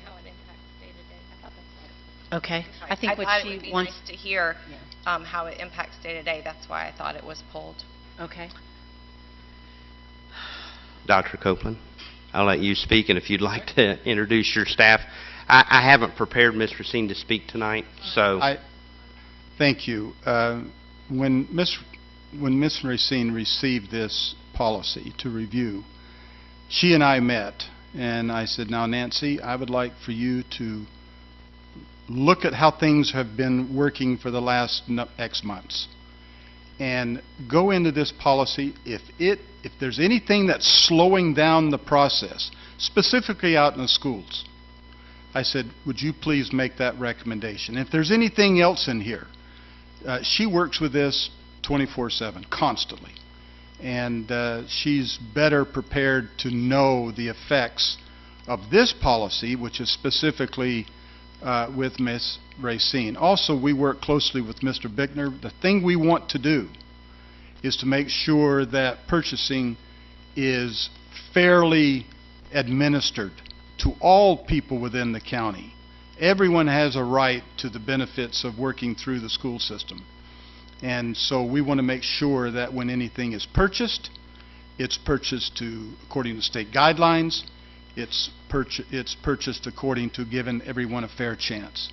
So I said, Nancy, you go to it, you make some recommendations because you deal with it every day. So if you would like to hear from Ms. Racine, who is definitely the expert on this, I'll be happy to allow her to come and speak.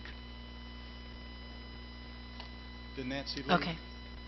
I think Ms. Conan's okay. Oh, okay. I think that's adequate. All right. I would just like to say, I remember when this policy also came before the board.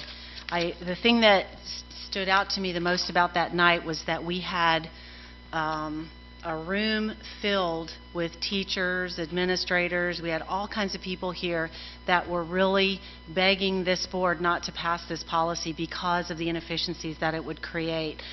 We heard from Dr. Copeland. I believe we heard from Nancy Racine that night, and we heard from a number of principals talking about how this would impact them at their school level.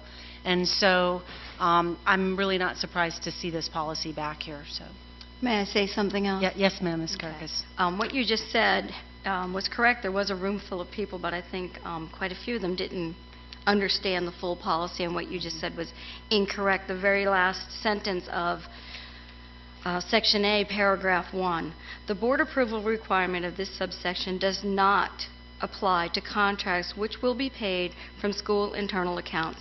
And that was specifically written in there to safeguard all the schools and all your internal accounts. So they know that. They know that now. This was created for oversight, to control out-of-control spending that was taking place, and to it was twofold. Do you know, we now see more contracts on our agenda that I wasn't aware of, things that we dealt with or saw, or curriculum. There's a lot of things that come before us which probably would be very good for new board members to see and realize what goes into running a school system. But I am totally not in agreement with removing this language at all. I think this is here for a reason, and it creates oversight and transparency. Thank you. Ms. Studdard. Well, I think one thing that I would ask, I mean, I can see the handwriting on the wall here, but one thing that we need to remember is right now, we are the 5 board members sitting here. We need to look down the road. We're not going to always have us as board members. There's not going to always be Mr. Van Zandt as superintendent, but you need to look for the good of the system as far as checks and balances on what you put into your policy. I can count. I just want to, make one clarification. Yes, Dr. Copeland. Is that this purchasing policy is primarily for the budget accounts. That is the budget that's provided from the district. When we talk of internal accounts, now that's a different ballgame. Those are minimal. That affects this purchasing policy. Primarily, these are purchasing guidelines overseeing district budgets at the district level and primarily out in the schools. So I just, want to make that clarification. We had put this in as a checks and balance. We were concerned with unnecessary expenditures, and but majority rules. Thank you. And Ms. Condon. I just wonder, because I appreciate the checks and balances, and I don't think it was the intention of the previous board to slow down the purchasing process nor to become cumbersome. So I guess I would wonder if there could be some, if we, I think Mrs. Carrick has said earlier tonight that policies can come back before the board, and so if maybe at some point if we look at ways we can have those long-term checks and balances in place that Mrs. Stutter was talking about, and still not hinder the work of the school board. I always think that there can be better ways to do things, and sometimes if you've done something for a long, long time, it becomes so easy that it looks easy, and then it's really not. And I believe that Mrs. Racine probably does a fantastic job. I know she does a fantastic job at her job, but she, as we've heard tonight, will not be here forever. And so I would like to see maybe if we can work toward having something in place so we could have more checks and balances or someone else looking at those things while still not hindering the work. I would think that would be nice to see. Okay. Any other discussion? Okay, we have a motion by Ms. Condon and a second by Ms. Gilhausen. All those in favor say aye. Aye. All those opposed say no. No. Motion carries 3-2 with Ms. Karakis and Ms. Stutter dissenting. Okay, that is it for the discussion agenda. Woo-hoo. All right, we're going to move on to presentations from the audience. I had Travis Christensen, who was going to speak on an item, but that item basically died for lack of a second. Mr. Christensen, would you still like to address the board? That's where we are. That's where we are right now. Presentations from the audience. Have to learn to quit talking. Wake up over there, Travis. That's where we are.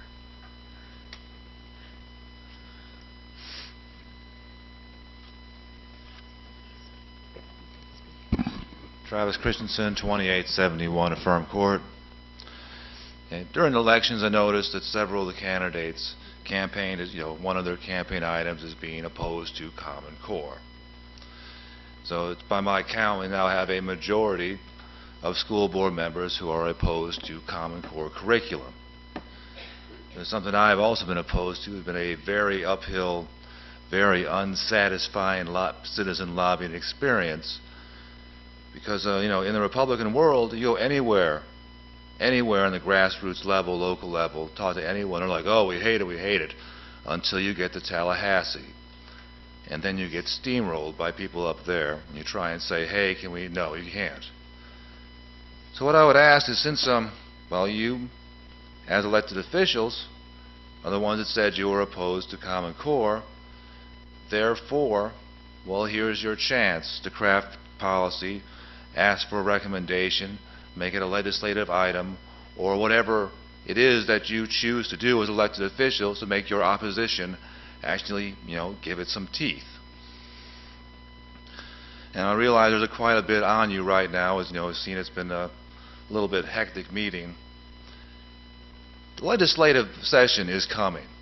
It's coming pretty quick. And I've heard a few people up in some of the state reps up in Duval saying like, oh yeah, the Common Core, it's not what it was presented to us when, well, they, forced it on us to, sold off on it. And when we're going to look at it again, I think they need to be pushed, if that's what you choose to do for whatever action you can do as a school board. And I also think that our local, if you do choose to take that sort of action, you need to address our local representatives. I don't think anyone has spoken to them about this at all. Well, there's a few exceptions. I mean, Representative Van Zandt did co-sponsor a bill that was supposed to delay Common Core implementation, which died in committee.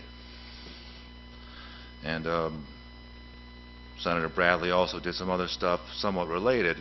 But basically, they need to be brought in. They might say, like, well, education's not our thing. Well, it's too bad. They're the only representatives we have.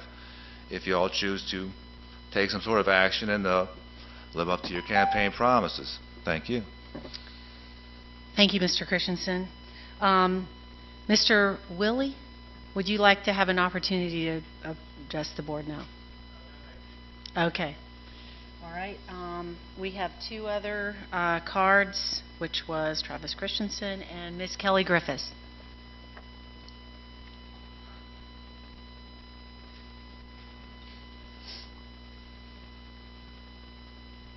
Good evening. My name is Kelly Griffiths. I reside at 5240 Mallow Road, Middleburg, Florida. I come to you tonight as the president of Clay Educational Staff Professional Association, local number 7409. First and foremost, I want to remind the board members and our superintendent that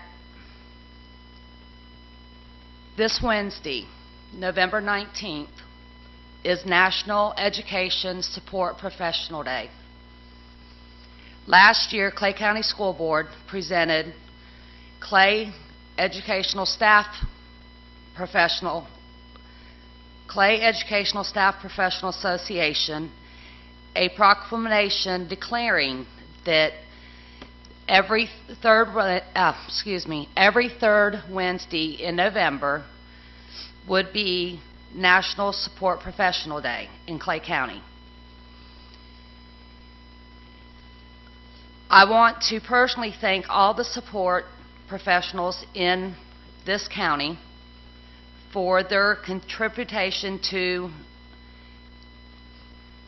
the success of our schools. I also want to ask that each and every administrator take the time to recognize the educational support professionals at the schools tomorrow.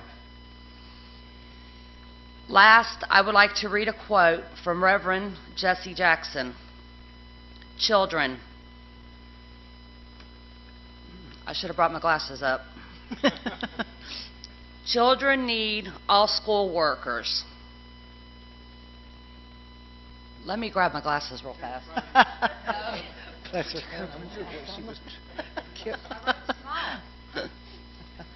Children need all school workers. A person is not just a janitor, not just a custodian. Janitors can see children when teachers don't see them, and bus drivers recognize the children who are disruptive on the bus and are likely to be disorderly in the classroom. They're partners in the education. We need each other to make this work. Thank you. Thank you, Ms. Griffith. That is all the speaker cards that we have. Next up is superintendent requests. Thank you, Madam Chair. I do have a couple of things for you. One, great board meeting. Thank you. It's always exciting to bring in fresh leadership and talk about what our students are doing and how we're achieving in this district and how we're moving forward. I would like you to just jot 2 or 3 things down, and I can put an email out tomorrow to sum them up. But for the good of the order and whoever's watching, Florida Youth Challenge graduates on December 16th, which is a Tuesday at 2 p.m. in the Thrasher Hornets, a great program. If you've been, come again, and if you've never been, do yourself a favor and come attend. That is also the day that we moved our school board meeting to at 7 p.m. here. At 4 p.m., the Clay County Legislative Delegation is holding their delegation meeting in Clay County in the Clay County Administration Building at 4 p.m. On the 16th? On the 16th, which is December 16th, which is also that Tuesday. And then we meet here tonight at that night at 7 p.m. for our regular meeting. So I've already kind of put that back to the instructional staff. If we do have disciplinary hearings, they won't be that day. So I don't know if we'll have them for December yet, but just be prepared. We might have disciplinary hearings on a different day if we need to in December. If we could just put out an edict that everybody behave and not have any, that would be fine too. I have just the email advertising the legislative delegation you can pass down. And also with that, it was hit on a little bit, the legislature's role in what we do. I have last year's legislative priorities. Typically, we produce a talking points page. It's generally like a single sheet, but of things that this board and the district agree upon that we would like to offer as suggestions in the upcoming legislative session. Our new senators and House members for the state swore in today also.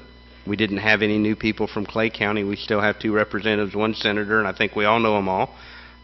So if you would give me your feedback individually, I'll bring something back at the December board meeting for your approval. That's not going to coincide unless y'all feel the burning need to have a special meeting before December 16th with the legislative delegation meeting. So I think that's about all I have. What do you need? Oh, I'm sorry. Okay. We are one short. Here, you can look at mine. You can have mine. I've got it electronically. Okay. No, ma'am. This is just last year's. I've heard curriculum. I've heard funding. I've heard assessment and testing. So you all, if you would just email Ms. Bush or myself or both of us what you would like to talk about. If you want to come in, talk with me, I'll come to you, meet you somewhere, and discuss what you think is most important to be represented from our district. Is that it? That's it. Okay. School board requests. I will start with Ms. Studdard. Goody, goody.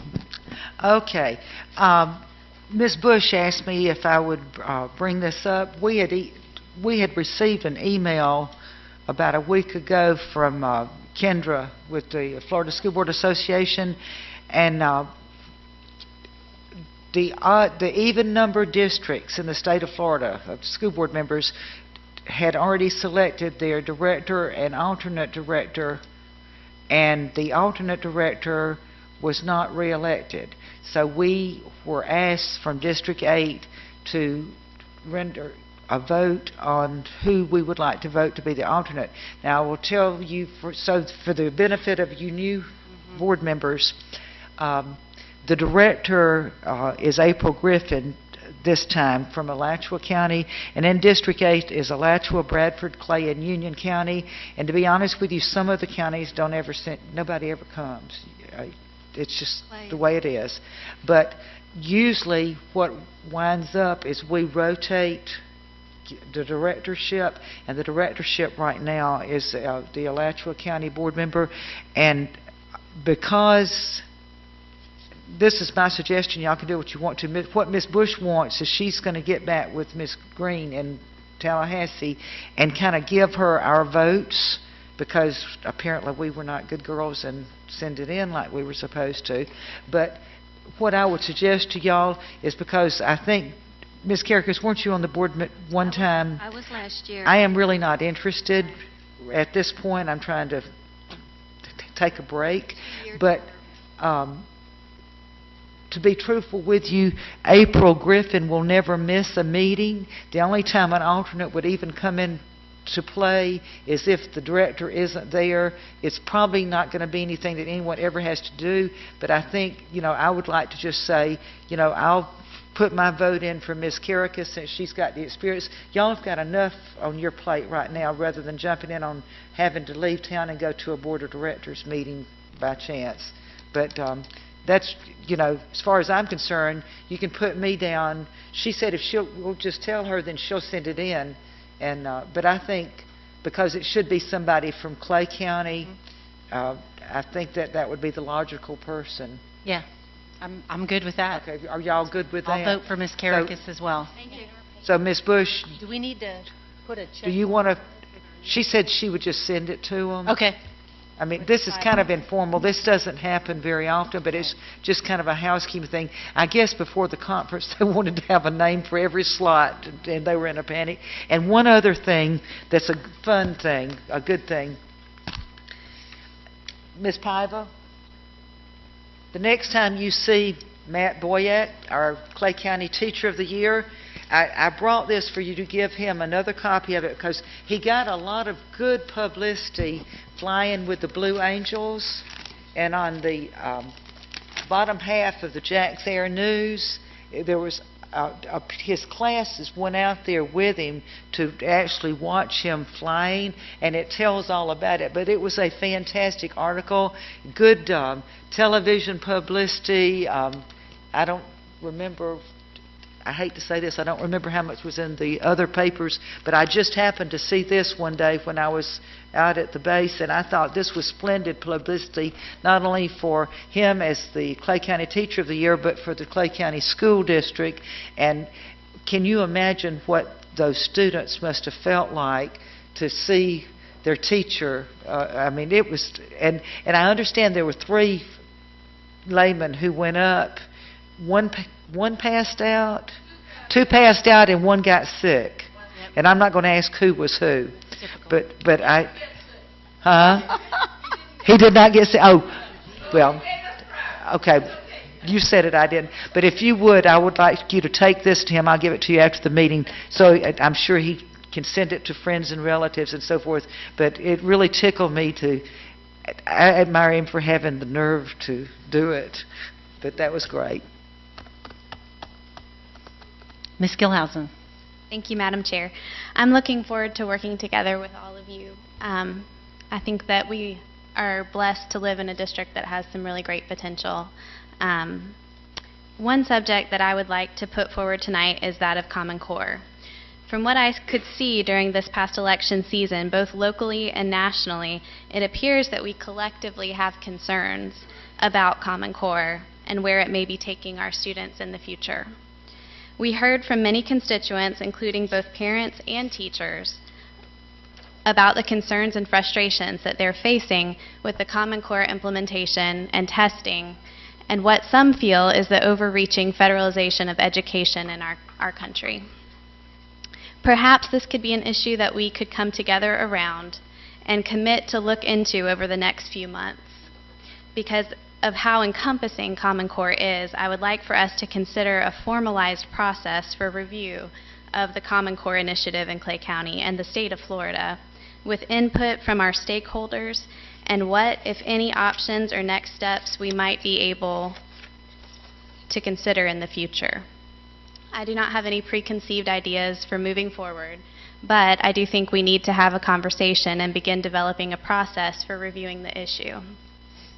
Again, I'm grateful to have this opportunity to work with all of you, and I look forward to what we're going to accomplish in our school district. Thank you. Ms. Karakis. Thank you. First, I'd like to congratulate our 2 new board members and welcome, and I think congratulations on winning your election, and you both did an excellent job tonight. This was not an easy meeting. We had some really interesting stuff, and you both handled it really well. It's confusing to be able to vote and open up the backup and look at everything and keep track of it. So you did a great job, and we're all here to help you. I mean, we may disagree on items, but when we leave the dais, we leave the problem up here, and we don't take it with us. And so you both did a good job. And I'd just like to say, you know, to the citizens of Clay County and the parents out there, thank you for giving me the honor to serve 4 more years. This really is what's in my heart, and I just, I consider it a true honor and a blessing, and I will do my very best. I like to think that every vote that I take is truly in the best interest of our kids, and I try to keep that in the back of my mind. Is this in the best interest of our kids? So I just want to say thank you. I'd also like to wish everybody a safe and happy Thanksgiving next week and a safe week off. We all need the break, and I'm appreciative of this nice cold weather, so thank you. Ms. Condon. Well, I too would just like to say that I'm honored to serve. I've had some stumbles and fumbles tonight, but I've said through my campaign, and I think you'll hear it every time that I have conversations, that the students and teachers and administrators are really what my primary focus is. I know that our science kids are all working hard on science projects across the district, and this is often stressful for parents, myself included. Mr. Van Zant can tell you that every time I saw him in the past years when he was still a school board member, I would put a little bug in his ear that I was not a fan of science projects because they're so hard on parents. But anyway, I think that there's some exciting science experiments going on. I've seen some of that going on by visiting the schools, and the kids are excited about them, so it's always interesting, and if you get a chance to ask them about those science projects, it's well worth it to hear their ideas and their critical thinking skills and why they think their hypothesis is correct. So I think that's some exciting things going on in the next couple of months right here in our district. So thank you. Okay. All right. Just a couple things. First of all, Ms. Gilhousen, you kind of stole my thunder a little bit on Common Core, but that's okay, because what I was going to just mention, I was going to kind of say the same thing. Now that the election is over, and I also, during the season, have heard a lot of stuff about Common Core, and I think one of the biggest things that I hear is you hear in all kinds of different things from different people. They're not real sure. You get people that are frustrated. I have received tons of emails from people talking about the stress that their kids are going through with the testing and some of the math that they're struggling with, and just a lot of frustration from parents. And so one of the things that I was just going to propose, and I'll just throw this out here for your comments, I was going to propose that we have some kind of maybe a series of, or one or two, I don't know, of town halls where on Common Core, where what we do is we're going to sort of formalize those concerns that we're hearing. And again, not that we've got any kind of an idea of what we're going to do about it at this point, but I think that it would be a good idea to maybe host a series of town halls, maybe one down at the south end of the county, maybe Ms. Condon could host that one, and maybe one up here to kind of represent Fleming Island and Orange Park, and maybe one in Middleburg as well. And, you know, it would be something that we would invite parents and teachers and, you know, in order to hear those comments and to sort of formalize those concerns. And then, you know, and then based on that, we can maybe discuss some way that we can, you know, take those concerns to our legislators and express those concerns and hopefully, you know, urge them, you know, to move in a direction that's a little bit more friendly to our county. So that was something that I was going to propose. What do you all think about an idea like that? That's a great idea. Another thought would be to have a citizens input committee where we could each appoint whoever we think would be a good candidate for that to have some input on Common Core. Could be the focus. The standardized testing could be the focus. To get some formalized citizen input. Yeah. What does the superintendent think about this? Yeah. I hadn't even asked him, but Mr. Van Zant? I think I'm happy to have gotten through this board meeting tonight. Common Core was not on my mind when I walked in, just to be honest with you. It wasn't so bad now, was it? It wasn't. I did talk with Ms. Gilhousen earlier today, and I'd like to talk with her a little bit more. I'm just getting to know her, and I've heard her speak a little bit during the election process. Just in the spirit of transparency, I shared with her when I was 17 years old, Ms. Wiggins, the superintendent, appointed me to the Citizens Advisory Council of the Clay County School Board, which we did not have. And just as a matter of perspective and numbers, that was 1987, and we had about 18,000 students. We're twice that now in 25, 26 years. So I would be open to doing something like that, or a parental committee. I've talked to people about Carnegie Math. I've been to Carnegie Math training, and I think it's important to define what we're actually talking about. A lot get visited upon Common Core as a curriculum when it's really a set of standards that we've implemented for math and English language arts. And then in Florida, we got scared to call it Common Core, so now it's called Florida Standards. And the only difference that I'm aware of is cursive writing was added back to it. I've sat with numerous parents. I usually drag Ms. Cornegie in on these conversations, and we try to parse through what isn't working. We've approved kids transferring out of math classes. We still, if there's a content area in social sciences or anything along that families have a problem with, and we have ways of opting students out of that. So we address day to day a lot of particular issues, but for me, I have to kind of categorize and define what we're talking about so we're all in a common language to begin with. And if it's okay with the board, I'll talk with Ms. Gilhousen maybe about some kind of parental committee. I don't know if we want to revive a Clay Citizens Advisory or some way to get input. I'm all for that. We're all doing life together. We got lots and lots of families. We have 36,000 students. We have 200,000 people in Clay County. So there's lots and lots of opinions in the wind. So I'm all for addressing it and taking this in incremental parts. And in the next month or so, I'll bring back a way to do that. But I can have individual conversations with all 5 of you if you have different bits and pieces. Ms. Condon, yes, she has bent my ear on science, many people on math. Ms. Gilhousen more as a general approach for involving families. So even within this board, I think we probably have differing concerns and items of emphasis. So again, my door's always open. My truck drives every direction, Fleming Island, Orange Park, Green Cove, not as far to get to you, but wherever you want to meet up, I'll be glad to talk with you. Can I just say one more thing? Yes.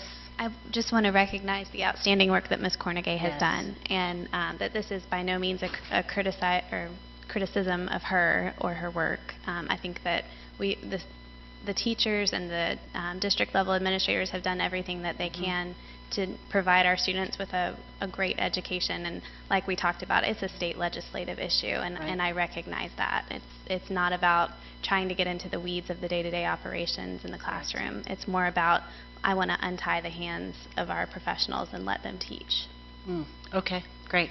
So, so I guess with respect to the idea of maybe a town hall, or we want to just put that on the table for right now, maybe bring it up next month and talk about that. Okay, after we've all had an opportunity to talk with the superintendent. Okay. The next thing that I wanted to say, and Mr. Van Zant has a birthday coming up next week. I just wanted to wish you a happy birthday. And then lastly, I just want to wish everybody a happy Thanksgiving. And I did forget to just say congratulations to our 2 new board members. And I'm very excited to be working with you guys and to get to know you. I don't know Ms. Condon at all, and I barely know Ashley, so looking forward to getting to know you guys and to working with you and working as a new board. And with that, I will adjourn the meeting. Okay. I am so hungry. I have not had any dinner. You want me to go get a hamburger with you? Sure. Okay. Is this for me? Yeah, you can just stick that in your thing. I'll remind you Okay. of it. I got to go sort all this stuff anyway. Betsy, you and Ms. McKinnon both will have a pile of stuff to sign. Okay. Oh, yeah, we can't leave She yet. told me that. Yeah. She told me to remind you, and I Okay. let you go. Which is not that big a deal. I can bring stuff and get you. You're not that hard to get to. Good job. And don't worry about that.